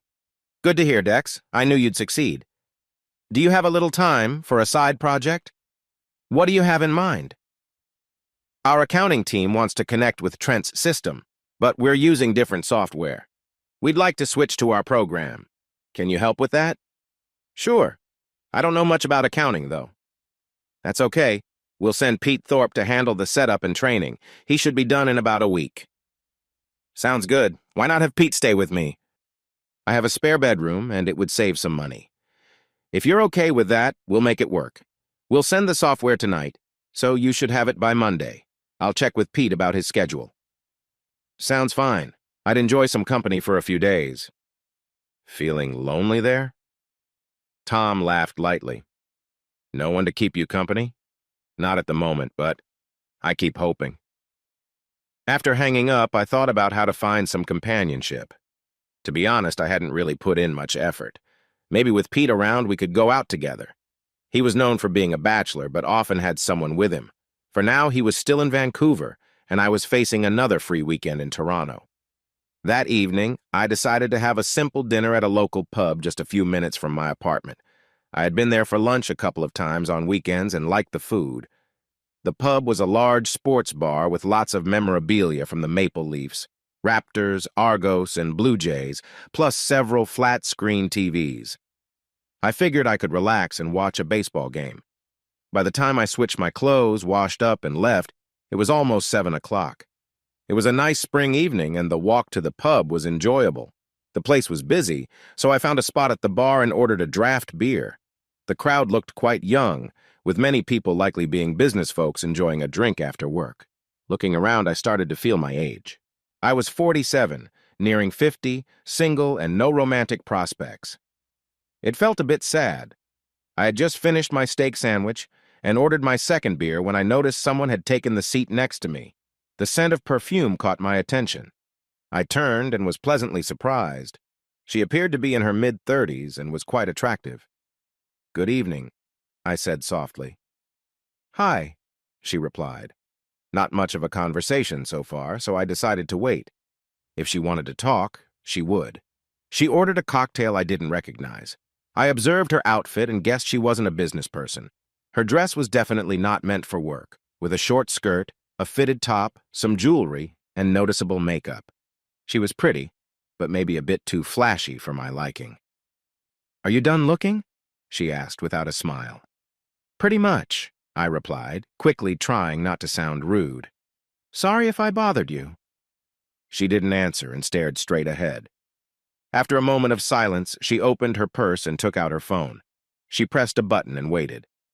Where are you? She said, her voice a bit sharp. There was a pause. Oh, great. I dressed up to come here for you and now you can't make it. Thanks a lot. Another pause. Forget it. You're so unreliable, Tony. Go help your mom and say goodnight. That's the only excitement you'll get. She closed the phone with a snap, grumbling about being stuck with someone who couldn't stand on his own. She was upset but trying to settle down. Turning to me, she started to share her thoughts. Can you believe a 40-year-old guy who can't do anything without asking his mom? I turned and realized she was speaking to me. Yeah, I see it a lot on funny shows, but not really in real life. Wise guy, she said, then chuckled softly while shaking her head. Honestly, I don't know if I'll ever find a guy who can support himself and treat me like I matter, she said with some frustration. Aren't you a bit young to be worried? I asked. Not that young. Once you hit 30, single women start to worry. Well, if it helps, I'm almost 50 and still single, so it can't be that bad. Look at me. I'm dressed up to catch the attention of a guy I was hoping would commit, and it feels pointless. I'm afraid to smile in case my makeup smudges. I chuckled. She was joking about her situation, and when I laughed, she couldn't help but laugh too. It's not funny, she said finally. I've made enough bad choices in men to last a lifetime. At some point, I have to get lucky. If you go out with enough people, you'll find someone. You're a lovely woman when you want to be. You have a good sense of humor. What do you mean when I want to be? She asked. Maybe a little less makeup and less revealing clothes would help. What are you, a fashion critic? She demanded. Nope. Just sharing what I think makes guys like me interested in women like you. After a moment of silence while she sipped her drink, she spoke again. Can you save my seat? She asked, grabbing her purse and walking towards the restroom. Sure. Want another drink? She paused, looked at me, and made a choice. Yes, please. I signaled to the bartender. What's she having? Can you believe it? A Shirley Temple, he replied, surprised by her choice. Another unexpected twist. Maybe the lady doesn't drink? She returned to her seat 5 minutes later, and I couldn't help but do a double-take. She had wiped off most of her makeup, leaving just lipstick, and somehow her dress had become longer and much less revealing. The change was impressive. What happened to you? I asked. Do I look worse? Not at all. You look great. Very nice, I said honestly. Thanks. Just a little trick I learned a long time ago. It wouldn't have mattered to Tony, so I wanted to see what you thought about it. I think you did yourself a big favor, I replied. Glad to hear that. I'm Rose. Actually, Rosalind Tulloch, she said, offering her hand. I took it gently and shook it. Nice to meet you, Rose. We paused again in the conversation until I asked, what were you and Tony planning for tonight? He was supposed to take me dancing. There's a club just up the street with a good band and the cover isn't too high. I was really looking forward to it. What kind of music do they play? I asked. Middle of the road, you know. I don't like those loud disco places. They feel too impersonal. I nodded. I get that. But isn't it a bit early to go out? She glanced at her watch. Not really. They start at 9, and if you want a good table, it's better to get there early. I checked my watch. It was just before 9. I figured, why not? She could only say yes or no. Well, I'd love to take you dancing if you don't mind hanging out with someone like me. She looked at me curiously and then gave me a quick look over. You don't seem old at all. You dress nicely and are polite. Maybe I can take a chance if you promise to behave, she replied. Behave? Well, you better tell me what's off limits, I joked. She playfully hit my arm. You know what I mean. Am I going to have to keep you in line all night? Absolutely. They don't call me the octopus for nothing. She studied me again. I don't believe you, but I guess I'll take a chance. Great, let's go. Since I'm new here, I'll follow your lead. Where are you from? She asked as she climbed off the stool. Vancouver. I'm here for work. Figures, she said with a smirk. Just when I meet someone interesting, he's from out of town. Come on, Dex, let's get moving. My feet are getting restless. We walked quickly up the street and around the corner. I think we walked 3 blocks before we reached the brightly lit entrance of the York Palladium. It looked like it might have been a theater once, but now there were posters up for an upcoming ballroom dance contest. I hope I'm okay without a tie, I said, noticing my polo shirt, blue blazer, slacks, and loafers. You'll be just fine, she assured me. You should see what some people wear here. I paid to get in, and we walked into the ballroom. It was spacious, with soft lighting, not too crowded or loud yet. A band was on stage playing some classic songs from the 70s, and the music sounded nice. I hope you're not expecting a dance expert, I joked as we found a table. I think you'll do just fine, Dex, she replied with a smile. Since neither of us wanted a drink, I offered her my hand, and we went to the dance floor. The song was at a nice, slow pace, perfect for finding our rhythm. I shouldn't have worried. Rose moved gracefully, and we seemed to connect right away. I could sense her relaxing halfway through the song, and it helped me feel at ease, too. It was the start of a really enjoyable evening. I'm really glad I suggested this, I told her after we'd danced a few times. You're a great dancing partner, and I'm having a lot of fun. Thank you, Dex, Rose said warmly. I'm enjoying myself, too. We really dance well together. We do? Would you like something to drink? Just a soft drink. Maybe a Coke, please. I'll be right back, I said, heading to the bar. When I returned, I noticed a couple of guys were talking to Rose. She looked a bit uneasy. Good evening, gents, I said politely as I set the drinks on the table. Can I help you with anything? They glanced at me, exchanged looks, then left. I hope they didn't bother you, Rose. No, just trying their luck. That happens sometimes when women are by themselves in places like this. But thanks for checking, she replied with a warm smile. The evening went by quickly, and soon it was time to head out. As we stepped outside, I asked Rose, "Where do you live? How will you get home?" "Oh, I live in Scarborough. I'll take the subway and then a bus," she said. "I don't think that's a good idea at this time of night. You've trusted me so far, so let me make sure you get home safely," I said, waving for a cab. She hesitated a bit, but eventually I convinced her to let me help her get home quickly and safely. I didn't have any hidden intentions. She had been easy to be with, and I was enjoying her company and the dancing. "Where do you live, Dex?" she asked as the cab moved quickly down the road. "I'm staying at a hotel downtown, the Rossmore. It's just a block from our office." "Will you be in town long?" "Yes, I'm working on a project to update our design department.